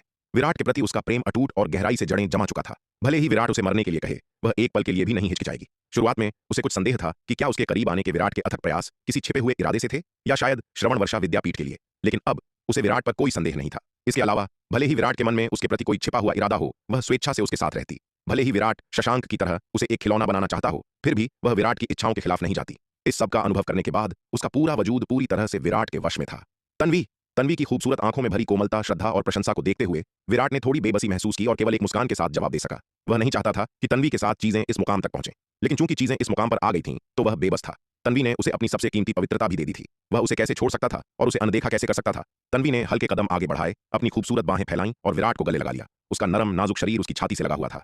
उसका सिर विराट की छाती में छिपा था। उसका दिल कोमलता और स्नेह से भरा था। हालांकि तलवार संकल्प अभ्यास व्यूह के साथ 1 वर्ष तक खुद को तपाने के बाद जो वासना कभी जागृत हुई थी, वह अब पूरी तरह से बुझ चुकी थी। इस समय विराट की बाहों में लिपटी हुई उसे केवल प्रेम महसूस हुआ, वासना नहीं। अपनी बाहों में उस गर्म नरम छुअन को महसूस करते हुए विराट ने धीरे से सांस ली और बदले में धीरे से उसके शरीर को गले लगा लिया। शून्य समाधि महाद्वीप, सुवर्ण भूमि संप्रदाय, अनंत परम मीनार का दूसरा स्तर। नन्ही नीली चिड़िया ने वेदी से परम रहस्य दिव्य अग्नि की एक और लौ नीचे खींची और इसे अपनी जन्मजात नील पक्षी ज्वाला में मिला दिया। जैसे ही परम रहस्य दिव्य अग्नि की यह लौ इसकी जन्मजात नील पक्षी ज्वाला के साथ पूरी तरह से विलीन हो गई, नीलिमा की जन्मजात ज्वाला की शक्ति एक बार फिर बढ़ गई। माया, चलो चलते हैं। परम रहस्य दिव्य अग्नि की इस लौ के साथ विलय करने के बाद नीलिमा उस व्यूह की ओर उड़ गई जहां माया साधना कर रही थी और उसे पुकारा। इतने सालों के पोषण के बाद परम रहस्य दिव्य अग्नि अब रहस्य शून्य लोक के आधे स्तर तक ठीक हो गई थी। परम रहस्य दिव्य अग्नि के लिए आगे बढ़ना और रहस्य शून्य लोक के स्तर तक ठीक होना कोई ऐसा काम नहीं था जो थोड़े समय में किया जा सके। इतने लंबे समय तक अनंत परम मीनार के दूसरे स्तर में रहने के बाद नीलिमा बेचैन होने लगी थी। उसके स्वभाव को देखते हुए यह पहले से ही एक चमत्कार था कि वह इतने लंबे समय तक यहां रुकी रही। यदि उसने परम रहस्य दिव्य अग्नि को इतना महत्व नहीं दिया होता तो वह कई दशकों तक अनंत परम मीनार के दूसरे स्तर में नहीं रह पाती। ठीक है, नीलिमा की पुकार सुनकर माया तुरंत तलवार संकल्प अभ्यास व्यूह से बाहर आ गई। बेवकूफ चिड़िया, तुम फिर से क्या करने की योजना बना रही हो? उनके कार्यों को देखकर विराट ने नीलिमा की ओर देखा और पूछा। मैं जो भी करूं उससे तुम्हारा कोई लेना देना नहीं है। नीलिमा ने घमंड से अपने पंख फड़फड़ाते हुए कहा। बेवकूफ चिड़िया, मुझे लगता है कि तुम फिर से मुसीबत मोल ले रही हो। नीलिमा का रवैया देखकर विराट का चेहरा काला पड़ गया। यह कहकर उसने हाथ बढ़ाया और नीलिमा को पकड़ लिया। विराट, तुम ठरकी चोर, तुम फिर से मेरा फायदा उठा रहे हो। नीलिमा ने संघर्ष किया और विराट की पकड़ से मुक्त हो गई और गुस्से से उसे घूरने लगी। भले ही उसने अपनी जन्मजात नील पक्षी ज्वाला में परम रहस्य दिव्य अग्नि की 2 लपटों को एकीकृत कर लिया था, जिससे उसकी ताकत 10 गुना से अधिक बढ़ गई थी, फिर भी वह अनंत परम मीनार के दूसरे स्तर में विराट का मुकाबला नहीं कर सकती थी। आखिरकार अनंत परम मीनार के दूसरे स्तर में विराट ही इस दुनिया का शासक था। यहां तक कि अमर लोक के 9वें स्तर का विशेषज्ञ भी विराट के लिए कोई मुकाबला नहीं हो सकता था। इस चिड़िया जैसी कमजोर चीज की तो बात ही छोड़ दें। बेवकूफ चिड़िया, इस समय बाहर शांति नहीं है। लापरवाही से इधर उधर मत भागो। अगर तुम्हारा सामना मोहिनी संप्रदाय के किसी बचे हुए सदस्य से हो गया, जैसे तन्वी का हुआ था, और तुम मोहिनी कीट का शिकार हो गई तो तुम पछताओगी। विराट ने उसे घूरते हुए कहा। इसमें डरने की क्या बात है? नीलिमा ने अपने पंख फड़फड़ाए और लापरवाही से कहा। अगर परम रहस्य दिव्य अग्नि नहीं होती तो मैं मोहिनी संप्रदाय के बचे हुए लोगों से कुछ सावधान रहती, लेकिन अब मेरी जन्मजात नील पक्षी ज्वाला में परम रहस्य दिव्य अग्नि समाहित हो गई है। वे गंदे प्राणी जो मुझे उकसाने की हिम्मत करेंगे, मैं उन्हें आग के एक ही झोंके से जलाकर राख कर दूंगी। मोहिनी संप्रदाय के तरीके सचमुच अविश्वसनीय रूप से अजीब थे और उनसे बचाव करना मुश्किल था, लेकिन परम रहस्य दिव्य अग्नि ऐसे खतरनाक तरीकों की सबसे बड़ी दुश्मन थी। इसके पास परम रहस्य दिव्य अग्नि है और मोहिनी कीट जैसे जीव भी इसके पास जाने की हिम्मत नहीं करते। हमला करने की तो बात ही छोड़ दें। छोटी बेवकूफ चिड़िया, अपने आप पर इतना भरोसा मत करो। यह सुनकर विराट ने उसकी ओर देखा और कहा, तुम्हारी ताकत के साथ अगर तुमने सचमुच शशांक जैसे किसी शक्तिशाली व्यक्ति का सामना किया तो तुम उसका मुकाबला नहीं कर पाओगी। क्या मेरे पास अभी भी अमरलोक के 8वें स्तर का पुतला नहीं है? नीलिमा ने अपने पंख फड़फड़ाते हुए कहा। भले ही मैं उसका मुकाबला न कर पाऊं, लेकिन यह अमरलोक के 8वें स्तर का पुतला उसे हराने में सक्षम होना चाहिए। तुम कैसे जानती हो कि उसके पास कोई और ट्रम्प कार्ड नहीं है? विराट ने उसकी ओर देखते हुए कहा। अरे बाप रे, अगर मैं सचमुच उसे नहीं हरा पाई तो क्या मैं भाग नहीं जाऊंगी? मैं इतनी बेवकूफ नहीं हूं कि अंत तक उससे लड़ने की जिद करूं। नीलिमा ने अपने पंख फड़फड़ाए और कहा, इसके अलावा दक्षिणी स्वर्ग महाद्वीप में मेरे जाने का मुख्य कारण रहस्यमयी कन्या महल में रहना है। मुझे विश्वास नहीं है कि मोहिनी संप्रदाय के बचे हुए लोग पूरे रहस्यमयी कन्या महल का सफाया कर सकते हैं। भले ही तुम सिर्फ रहस्यमयी कन्या महल में रह रही हो, फिर भी तुम लापरवाह नहीं हो सकती। विराट ने उसकी ओर देखते हुए कहा, अगर रहस्यमयी कन्या महल के अंदर अंधकार दानव वंश के जासूस या मोहिनी संप्रदाय के बचे हुए लोग हैं तो यह एक बहुत बड़ा खतरा होगा। अरे विराट, मुझे पता है, मैं सावधान रहूंगी। अगर तुम्हें चिंता है तो तुम मेरे साथ रहस्यमयी कन्या महल क्यों नहीं चलते? नीलिमा ने अपने पंख फड़फड़ाए और चिढ़कर उसे घूरा। तुम क्या सोच रही हो? क्या तुम्हें लगता है कि मैं तुम्हारी तरह खाली हूं? विराट ने उसकी ओर देखा और कहा। रहस्यमयी कन्या महल महिलाओं से भरा था और वह उनके साथ ज्यादा संपर्क नहीं रखना चाहता था। तन्वी अकेली ही उसे काफी सिरदर्द दे रही थी। वह रहस्यमयी कन्या महल के लोगों के साथ कोई और स्पष्ट रिश्ता नहीं रखना चाहता था। बेवकूफ चिड़िया, यहां कुछ ताबीज हैं, इन्हें ले लो।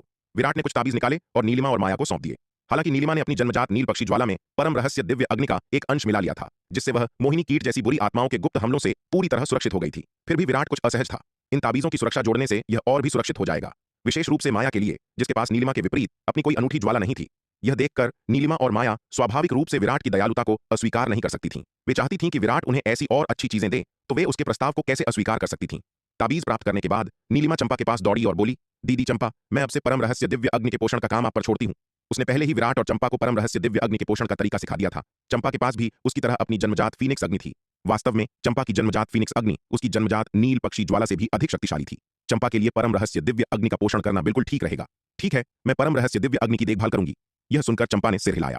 परम रहस्य दिव्य अग्नि का पोषण करना वास्तव में कोई जटिल मामला नहीं था। बस इतना करना था कि वेदी पर नागदंत चावल के डंठल लगातार रखे जाए और परम रहस्य दिव्य अग्नि को जलने दिया जाए। इन मामलों को समझाने के बाद नीलिमा अनंत परम मीनार के दूसरे स्तर में नहीं रुकी और जल्दी से माया के साथ निकल गई। शून्य समाधि महाद्वीप छोड़ने के बाद दोनों पहले शक्ति सिंधु महाद्वीप लौट आईं और जुबैदा के कीमिया कक्ष में गईं, ताकि जुबैदा उन्हें अर्ध अमर औषधि का एक जत्था तैयार करने में मदद कर सके। उसके बाद ही वे उन अर्ध अमर औषधियों को दक्षिणी स्वर्ग महाद्वीप के रहस्यमयी कन्या महल में ले गईं। दक्षिणी स्वर्ग महाद्वीप, श्रवण वर्षा विद्यापीठ। अचानक एक धमाके के साथ तपोवन शिखर पर एक भव्य कक्ष से एक शक्तिशाली ऊर्जा फूट पड़ी। इस ऊर्जा के फूटने के साथ ही दुनिया ने इसे तुरंत महसूस किया और जल्द ही अनंत दिव्य ऊर्जा और सुनहरी रोशनी तपोवन शिखर पर उतर आई। काव्या ने वास्तव में इतनी जल्दी अमरलोक में प्रवेश कर लिया है। ऐसा लगता है कि उसकी मार्शल आर्ट्स की प्रतिभा उससे कहीं अधिक मजबूत है जितनी वह दिखाई देती है। तपोवन शिखर पर मुख्य कक्ष की ओर देखते हुए तन्वी अपने आश्चर्य को छिपा नहीं पाई। काव्या की साधना की गति इतनी तेज थी कि वह शायद उसकी अपनी गति से भी बहुत तेज थी। ऐसी खौफनाक साधना की गति सचमुच आश्चर्यजनक थी। हाँ, काव्या की मार्शल आर्ट्स की प्रतिभा वास्तव में काफी उल्लेखनीय है। श्वेत वस्त्रधारी विराट ने मुस्कुराते हुए सहमति जताई। विराट स्वाभाविक रूप से अच्छी तरह से जानता था कि काव्या की साधना की गति इतनी तेज क्यों थी। ऐसा इसलिए था क्योंकि महावीर प्रांत में शार्दुल ने उसे काफी मात्रा में सप्तम विपत्ति औषधि दी थी। उन अविश्वसनीय रूप से शक्तिशाली औषधियों की मदद से उसके पास इतनी आश्चर्यजनक साधना की गति थी। अन्यथा केवल काव्या की अपनी मार्शल आर्ट्स प्रतिभा पर भरोसा करते हुए वह इसे हासिल नहीं कर सकती थी। हालांकि काव्या की मार्शल आर्ट्स प्रतिभा भी अत्यंत उत्कृष्ट थी, लेकिन वह अभी तक इस स्तर तक नहीं पहुंची थी। हालांकि विराट इस मामले को उजागर करने का इरादा नहीं रखता था। ऐसा न हो कि तन्वी सोचे कि उसके और काव्या के बीच कोई चक्कर है। काव्या की इस उपलब्धि ने श्रवण वर्षा विद्यापीठ के भीतर काफी ध्यान आकर्षित किया। आखिरकार काव्या और वनवीर के बारे में अफवाहें पूरे विद्यापीठ में फैल गई थीं। कभी किसी की नजर में न आने वाली यह नई शिष्या अब काफी प्रसिद्ध हो गई थी। इसके अलावा तपोवन शिखर पर उसका वर्तमान निवास केवल इस ध्यान को और बढ़ा रहा था। इसलिए श्रवण वर्षा विद्यापीठ के कई शिष्य उसे बधाई देने आए। बेशक इनमें से अधिकांश शिष्य तन्वी को खुश करने के लिए वहां थे। आखिरकार श्रवण वर्षा विद्यापीठ के भीतर तन्वी की प्रतिष्ठा वर्तमान में अपने चरम पर थी। इतने सारे साथी शिष्यों को बधाई देने आते देख काव्या पल भर के लिए चकरा गई। उसे उम्मीद नहीं थी कि उसकी इस सफलता से श्रवण वर्षा विद्यापीठ के भीतर इतना अधिक ध्यान आकर्षित होगा। आखिरकार भले ही वह अमरलोक में प्रवेश कर गई हो, फिर भी वह श्रवण वर्षा विद्यापीठ में एक मामूली इंसान ही थी। उसके साधना स्तर के योद्धा पूरे विद्यापीठ में बहुत सारे थे। सौभाग्य से तन्वी और दीपाली ने बधाई देने वाले योद्धाओं से निपटने में उसकी मदद की। अन्यथा काव्या वास्तव में नहीं जानती थी कि क्या करना है।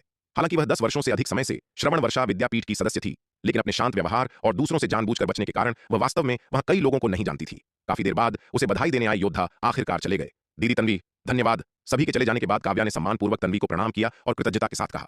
इससे पहले गौरव ने उस पर वनवीर के साथ संबंध होने का झूठा आरोप लगाया था। उसे दोष देने के बजाय तन्वी ने उसे तपोवन शिखर पर शरण दी और हर तरह से उसकी रक्षा की। काव्या तन्वी की दयालुता के लिए गहराई से आभारी थी। काव्या, तुम बहुत दयालु हो। चूंकि हम साथी शिष्य हैं, इसलिए ये चीजें मुझे करनी ही चाहिए, तन्वी ने मुस्कुराते हुए कहा। तभी श्रवण वर्षा विद्यापीठ में एक जोरदार डिंग की आवाज गूंजी। डिंग डिंग डिंग। श्रवण वर्षा विद्यापीठ में लगातार बजने वाली आपातकालीन घंटियों की आवाज गूंज उठी, जो विद्यापीठ के हर कोने तक पहुंच गई। आपातकालीन घंटियों की आवाज सुनकर तन्वी के चेहरे के भाव बदल गए। स्वामी, विद्यापीठ ने एक आपातकालीन बुलावा भेजा है, जरूर कुछ गंभीर हुआ होगा। मुझे तुरंत मुख्य शिखर पर परिषद कक्ष में जाना चाहिए, तन्वी ने श्वेत वस्त्रधारी विराट से कहा। इस स्तर का बुलावा श्रवण वर्षा विद्यापीठ द्वारा केवल तभी भेजा जाता था जब सबसे जरूरी घटनाएं होती थीं, इसलिए इस समय तन्वी जरा भी देरी करने की हिम्मत नहीं कर सकती थी। हाँ जाओ, मेरी चिंता मत करो, श्वेत वस्त्रधारी विराट ने सहमति में सिर हिलाया। वह एक दशक से अधिक समय से श्रवण वर्षा विद्यापीठ में था और स्वाभाविक रूप से इसके बारे में बहुत कुछ जानता था। ऐसी आपातकालीन घंटी केवल तभी बजाई जाती थी जब सबसे जरूरी मामले होते थे। जब यह घंटी बजी तो इसका मतलब था कि कुछ असाधारण हुआ है। श्वेत वस्त्रधारी विराट के शब्द सुनकर तन्वी ने और देरी नहीं की और तुरंत मुख्य शिखर की ओर उड़ गई। तन्वी के चले जाने के बाद काव्या असमंजस में थी। युवा गुरु वनवीर, क्या क्या हुआ? काव्या ने हकलाते हुए श्वेत वस्त्रधारी विराट की ओर देखते हुए कहा। मुझे भी नहीं पता, श्वेत वस्त्रधारी विराट ने सिर हिलाया और कहा। जब तन्वी वापस आएगी तो हमें पता चल जाएगा। यह सुनकर काव्या चुप हो गई। तन्वी के बिना उसे नहीं पता था कि क्या कहना है। आखिरकार वनवीर कोई साधारण व्यक्ति नहीं था, वह तन्वी का साधना साथी था। अगर वह वनवीर के साथ बहुत घनिष्ठता से पेश आती है तो इससे दीदी तन्वी नाराज हो सकती है। उसके और वनवीर के बारे में पहले से ही कुछ अफवाहें थीं, इसलिए उसने कोई भी ऐसा कदम उठाने की हिम्मत नहीं की जिससे उनके बीच संदेह और बढ़ जाए। काव्या, तुम्हारी साधना की गति निश्चित रूप से खुश होने वाली बात है, लेकिन अगर इससे तुम्हारी मार्शल आर्ट्स की नींव अस्थिर हो जाती है तो यह एक नुकसान होगा, श्वेत वस्त्रधारी विराट ने उसकी ओर देखते हुए कहा। हालांकि स्तर कभी कभी महत्वपूर्ण होता है, लेकिन एक ठोस मार्शल आर्ट्स नींव भी उतनी ही महत्वपूर्ण है। अस्थायी साधना की गति के लालच में बड़ी तस्वीर को मत भूलो, अपने भविष्य की मार्शल आर्ट्स संभावनाओं को खतरे में मत डालो। काव्या की साधना की गति थोड़ी बहुत तेज थी। सिर्फ 10 वर्षों में उसने अष्टम विपत्ति लोक से अमर लोक में प्रवेश कर लिया था। यहां तक कि सप्तम विपत्ति औषधि की मदद से भी इतनी तेज साधना की गति उसकी मार्शल आर्ट्स की नींव को प्रभावित करेगी जिससे यह अस्थिर हो जाएगी। विराट के शब्द सुनकर काव्या का दिल धड़क उठा।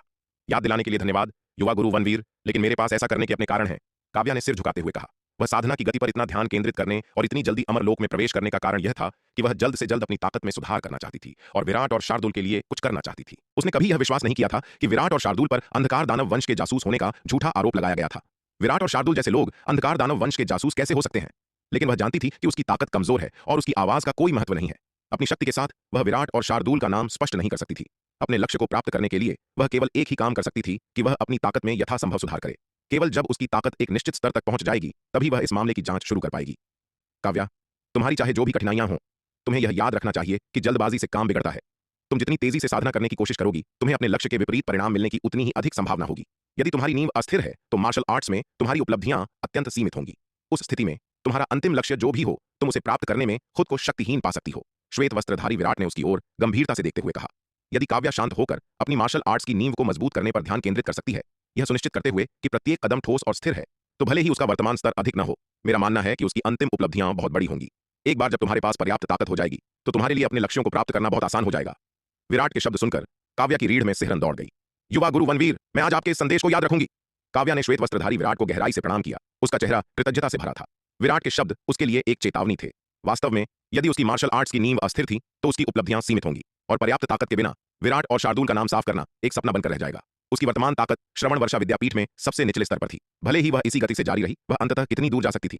शायद उसकी अस्थिर नींव के कारण उसका मार्शल आर्ट्स का पथ रुक जाएगा, लेकिन अगर वह प्रत्येक कदम को मजबूती से उठाते हुए लगातार आगे बढ़ती है तो अपनी मार्शल आर्ट्स प्रतिभा और श्रवण वर्षा विद्यापीठ के संसाधनों के साथ वह बड़ी ऊंचाइयों तक पहुंच सकती है। यदि वह श्रवण वर्षा विद्यापीठ के उच्च अधिकारियों का ध्यान आकर्षित कर सकती है और एक एल्डर की शिष्या बन सकती है तो इससे विराट और शार्दुल के बारे में सच्चाई की जांच करने में उसे बहुत मदद मिलेगी। यह अच्छी बात है कि तुम्हें यह याद है, श्वेत वस्त्रधारी विराट ने यह सुनकर मुस्कुराते हुए कहा। वह काव्या के चरित्र की काफी प्रशंसा करता था। इसके अलावा काव्या की मार्शल आर्ट्स की प्रतिभा काफी उल्लेखनीय थी। वह नहीं चाहता था कि तेज साधना के लिए वह अपनी मार्शल आर्ट्स की नींव का बलिदान दे। अगर ऐसा हुआ तो शार्दुल द्वारा उसे दी गई सप्तम विपत्ति औषधि वास्तव में उसे नुकसान पहुंचा सकती है। इसलिए उसने इस अवसर का उपयोग काव्या को सलाह के कुछ शब्द देने के लिए किया। श्रवण वर्षा विद्यापीठ, मुख्य शिखर, परिषद कक्ष। अंधकार दानव वंश ने दक्षिणी स्वर्ग मंडल के खिलाफ एक और बड़ा हमला शुरू कर दिया है। हमें तुरंत उनके आक्रमण का विरोध करने के लिए सीमा रेखाओं की ओर प्रस्थान करना होगा। कुलपति मयंक ने परिषद कक्ष में श्रवण वर्षा विद्यापीठ के एल्डर्स और वरिष्ठों पर नजर डाली और गंभीरता से कहा। परिषद की बैठक समाप्त होने के बाद मैं सबसे पहले सीमा रेखाओं पर जाऊंगा। एल्डर जया, तुम और तन्वी श्रवण वर्षा विद्यापीठ के शिष्यों का नेतृत्व करोगी। एल्डर यश, तुम पीछे की निगरानी करने और किसी भी बेईमान व्यक्ति को स्थिति का फायदा उठाने से रोकने के लिए श्रवण वर्षा विद्यापीठ में ही रहोगे। कुलपति, इस बार आपको श्रवण वर्षा विद्यापीठ में रहना चाहिए। सीमा रेखाओं के मामले मुझ पर छोड़ दें। एल्डर यश ने तुरंत आपत्ति जताई। अंधकार दानव वंश के खिलाफ पिछली लड़ाई में मयंक बुरी तरह घायल हो गया था।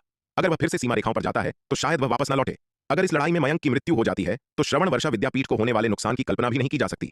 उस स्थिति में श्रवण वर्षा विद्यापीठ शायद वास्तव में दक्षिणी महाद्वीप की शीर्ष शक्तियों की श्रेणी से गिर जाएगा। एल्डर यश के विचार में ऐसा परिणाम अस्वीकार्य था। वह मयंक को इस तरह के जोखिम उठाते रहने देने के बजाय खुद सीमा रेखाओं पर मरना पसंद करेगा। एल्डर यश, अंधकार दानव वंश का इस बार का हमला भयंकर है। श्रवण वर्षा विद्यापीठ की सुरक्षा को मैं कुलपति के रूप में बिना ध्यान दिए नहीं छोड़ सकता।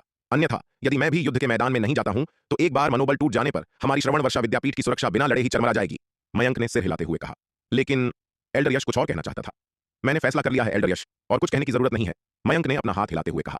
जब से उसने गुरु प्रमुख वेदांत से प्राप्त 10 प्राचीन बेर खाए थे, उसके घाव भर गए थे और उसकी ताकत काफी बढ़ गई थी। वह काफी समय से इस पल का इंतजार कर रहा था। इस महान युद्ध में वह अंधकार दानव वंश को एक बड़ा आश्चर्य देने के लिए दृढ़ संकल्पित था। वह पीछे कैसे रह सकता था? अगर वह ऐसा करता तो क्या वे 10 प्राचीन बेर बेकार नहीं खाए गए होते? इसके अलावा भले ही उसने वे 10 प्राचीन बेर नहीं खाए होते, फिर भी वह पीछे नहीं रहता। आखिरकार अगर श्रवण वर्षा विद्यापीठ की सीमा रेखा उसकी कमान में नहीं होती तो सैनिकों का मनोबल अनिवार्य रूप से अस्थिर हो जाता। अंधकार दानव वंश के साथ पिछली बड़ी लड़ाई के बाद श्रवण वर्षा विद्यापीठ की ताकत पहले से ही बहुत कम हो गई थी। यदि मनोबल फिर से डगमगाता है तो लड़ने का कोई मतलब नहीं होगा। श्रवण वर्षा विद्यापीठ की कमान के तहत रक्षात्मक रेखा निस्संदेह हार जाएगी। दक्षिणी स्वर्गमंडल की समग्र स्थिति की तुलना में उसकी अपनी सुरक्षा का क्या महत्व था? यदि यह लड़ाई अंधकार दानव वंश के हमले को रोकने में विफल रहती है तो दक्षिणी स्वर्ग महाद्वीप भी गिर सकता है। उस समय उसके लिए श्रवण वर्षा विद्यापीठ में रहने का क्या फायदा होगा? यह सुनकर एल्डर यश ने धीरे से आह भरी और चुप रहा। वह जानता था कि मयंक की बातें वास्तव में सच थीं।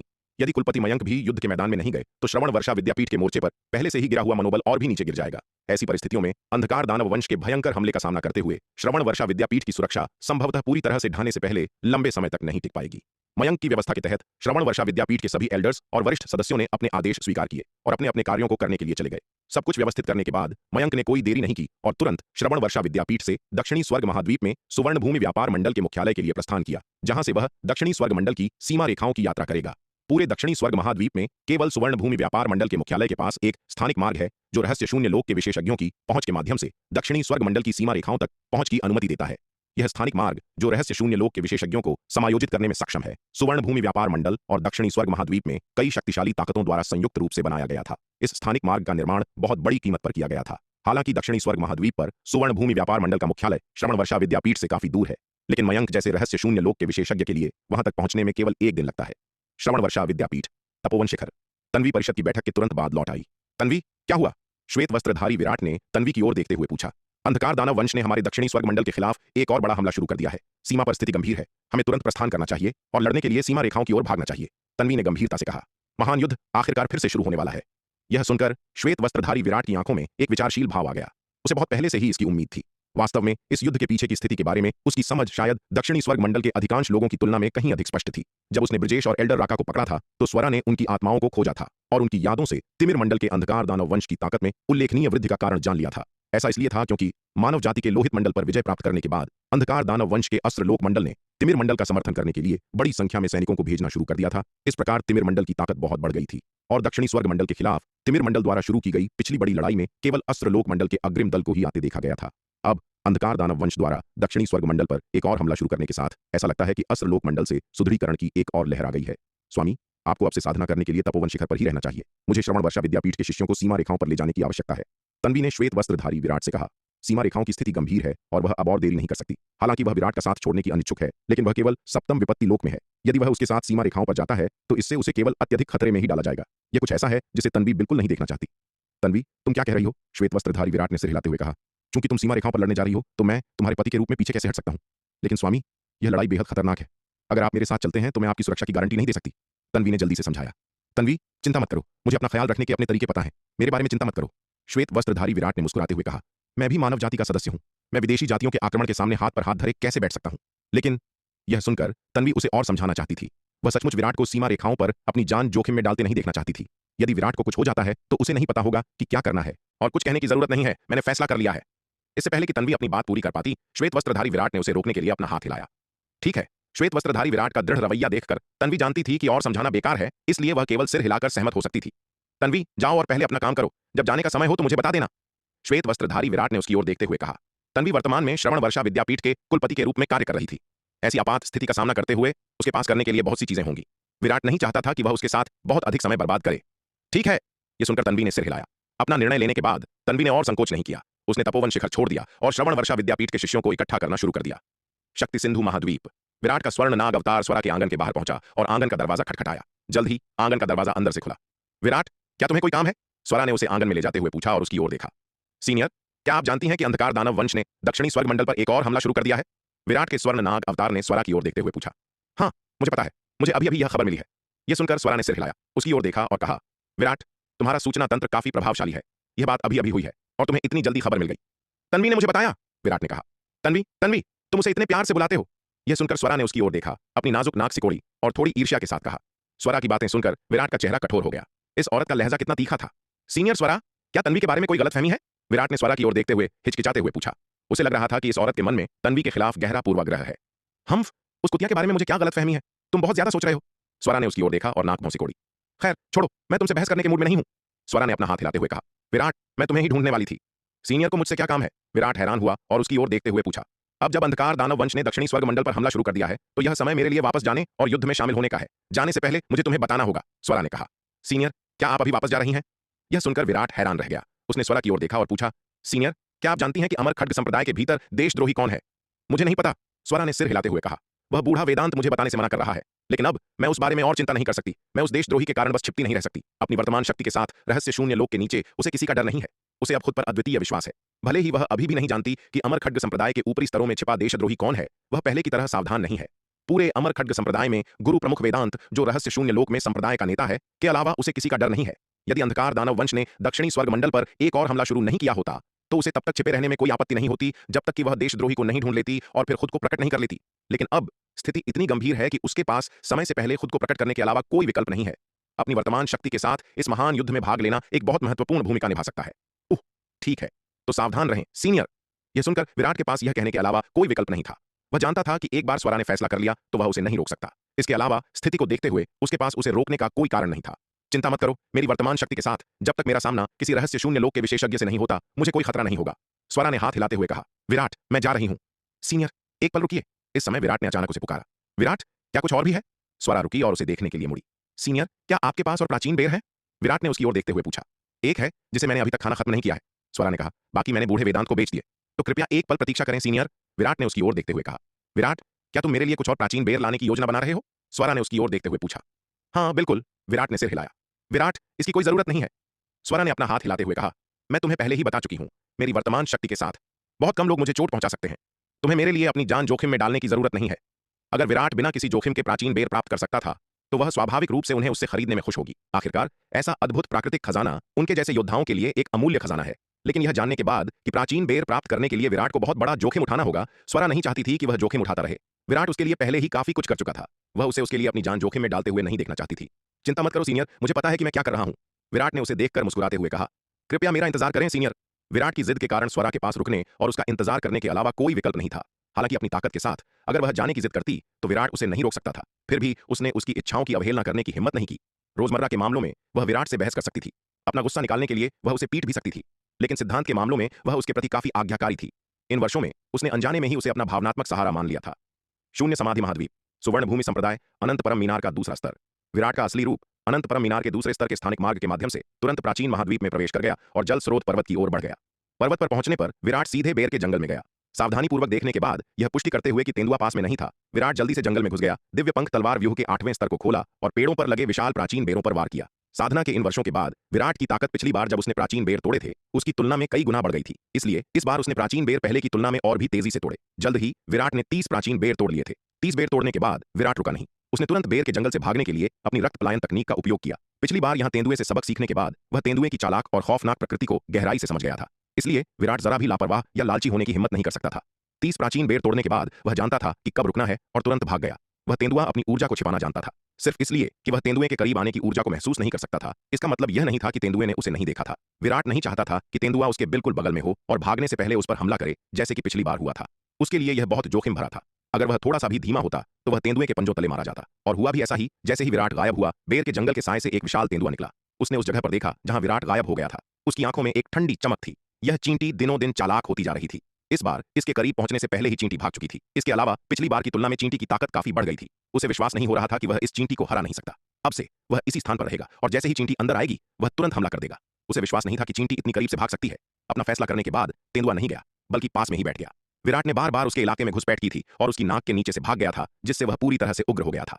उसकी नजर में इस अविश्वसनीय रूप से कमजोर चींटी की ये हरकतें एक अपमान थीं। इसलिए तेंदुए ने अपना मन बना लिया था कि अगर चींटी ने फिर से उसके इलाके में घुसपैठ करने की हिम्मत की तो वह सुनिश्चित करेगा कि वह कभी वापस न आए। बेर के जंगल को छोड़ने के बाद विराट पहाड़ों में नहीं रुका बल्कि तुरंत अनंत परम मीनार के दूसरे स्तर पर वापस जाने के लिए निकल पड़ा। अनंत परम मीनार के दूसरे स्तर पर लौटने के बाद विराट ने शून्य समाधि महाद्वीप छोड़ दिया और शक्ति सिंधु महाद्वीप लौट आया। वह स्वरा के आंगन में गया और सभी 30 प्राचीन बेर स्वरा को सौंप दिए। विराट, जब तुम्हें ये प्राचीन बेर मिले तो तुम्हें किसी खतरे का सामना तो नहीं करना पड़ा, है ना? स्वरा ने विराट की ओर देखते हुए पूछा। सब ठीक है, विराट ने मुस्कुराते हुए कहा।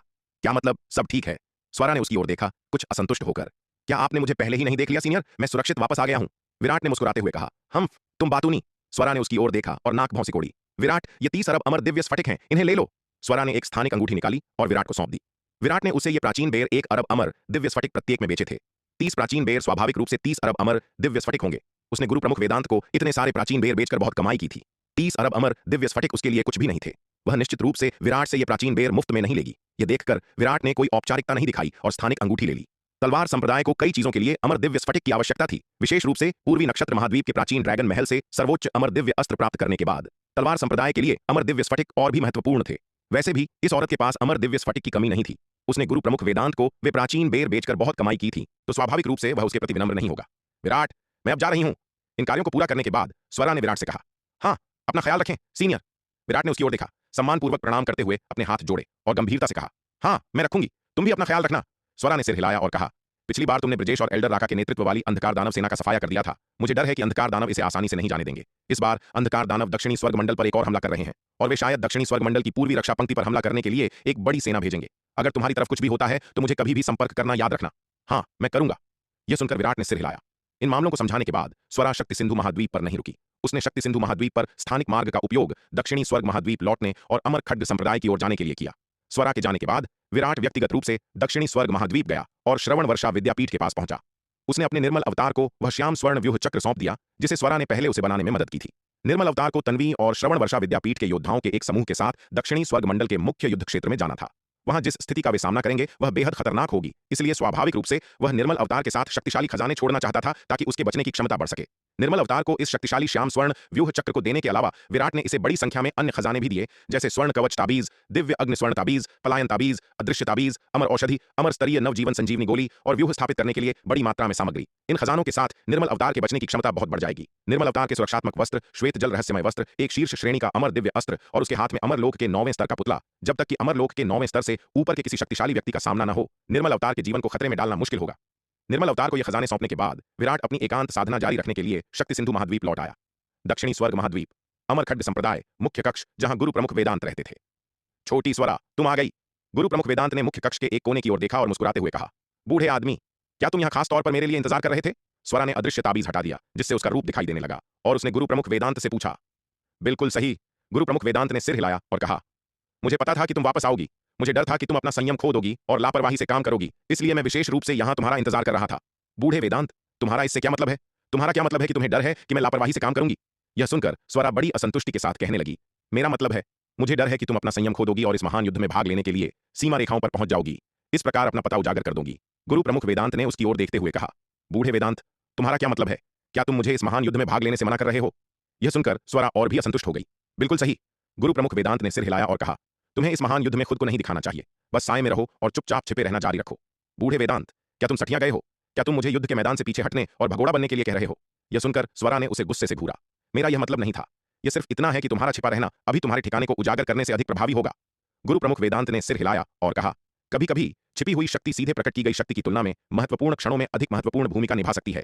जहां तक इस महान युद्ध का सवाल है, तुम्हें इसके बारे में चिंता करने की जरूरत नहीं है। इसे हम बूढ़ों पर छोड़ दो। बूढ़े आदमी, क्या तुम सचमुच इसे संभालने में सक्षम हो? स्वरा ने अनिश्चितता से पूछा। क्या तुमने नहीं कहा था कि अंधकार दानव वंश का यह हमला पिछले वाले से भी अधिक व्यापक है? अंधकार दानव वंश का इस बार का हमला वास्तव में पिछले वाले की तुलना में अधिक भयंकर है। गुरु प्रमुख वेदांत ने मुस्कुराते हुए कहा, अगर हमारे पास अभी भी हमारी पिछली ताकत होती तो शायद हम वास्तव में अंधकार दानव वंश के इस बार के हमले का सामना नहीं कर पाते। लेकिन सौभाग्य से तुम्हारे द्वारा पहले दिए गए उन सभी प्राचीन बेरों के साथ हमें अधिक आत्मविश्वास है। हमने वे सभी प्राचीन बेर बेकार में नहीं खाए। बूढ़े आदमी, क्या तुम्हें सचमुच यकीन है कि तुम ठीक हो? बहादुर बनने का नाटक मत करो। स्वरा ने उसे ऊपर से नीचे तक देखा, कुछ संदेहास्पद तरीके से। चिंता मत करो, हम इस पल का लंबे समय से इंतजार कर रहे थे। अंधकार दानव वंश को एक बड़ा आश्चर्य देने के लिए तैयार थे। बस हमारे शुभ समाचार की प्रतीक्षा करो। गुरु प्रमुख वेदांत ने अपना हाथ हिलाते हुए कहा, छोटी स्वरा, इस बार हमारा अमर खड्ग संप्रदाय अपनी सभी उच्च स्तरीय युद्ध शक्तियों को जुटाएगा। तुम्हारी वापसी बिल्कुल सही समय पर हुई है। तुम अमर खड्ग संप्रदाय के पिछले हिस्से में रहकर उन क्षुद्र दुश्मनों को हमारी मुसीबत का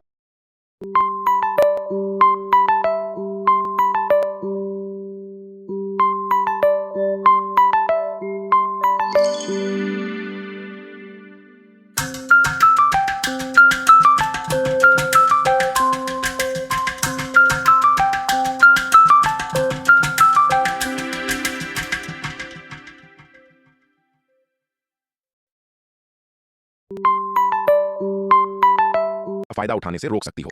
अरे अरे, जरा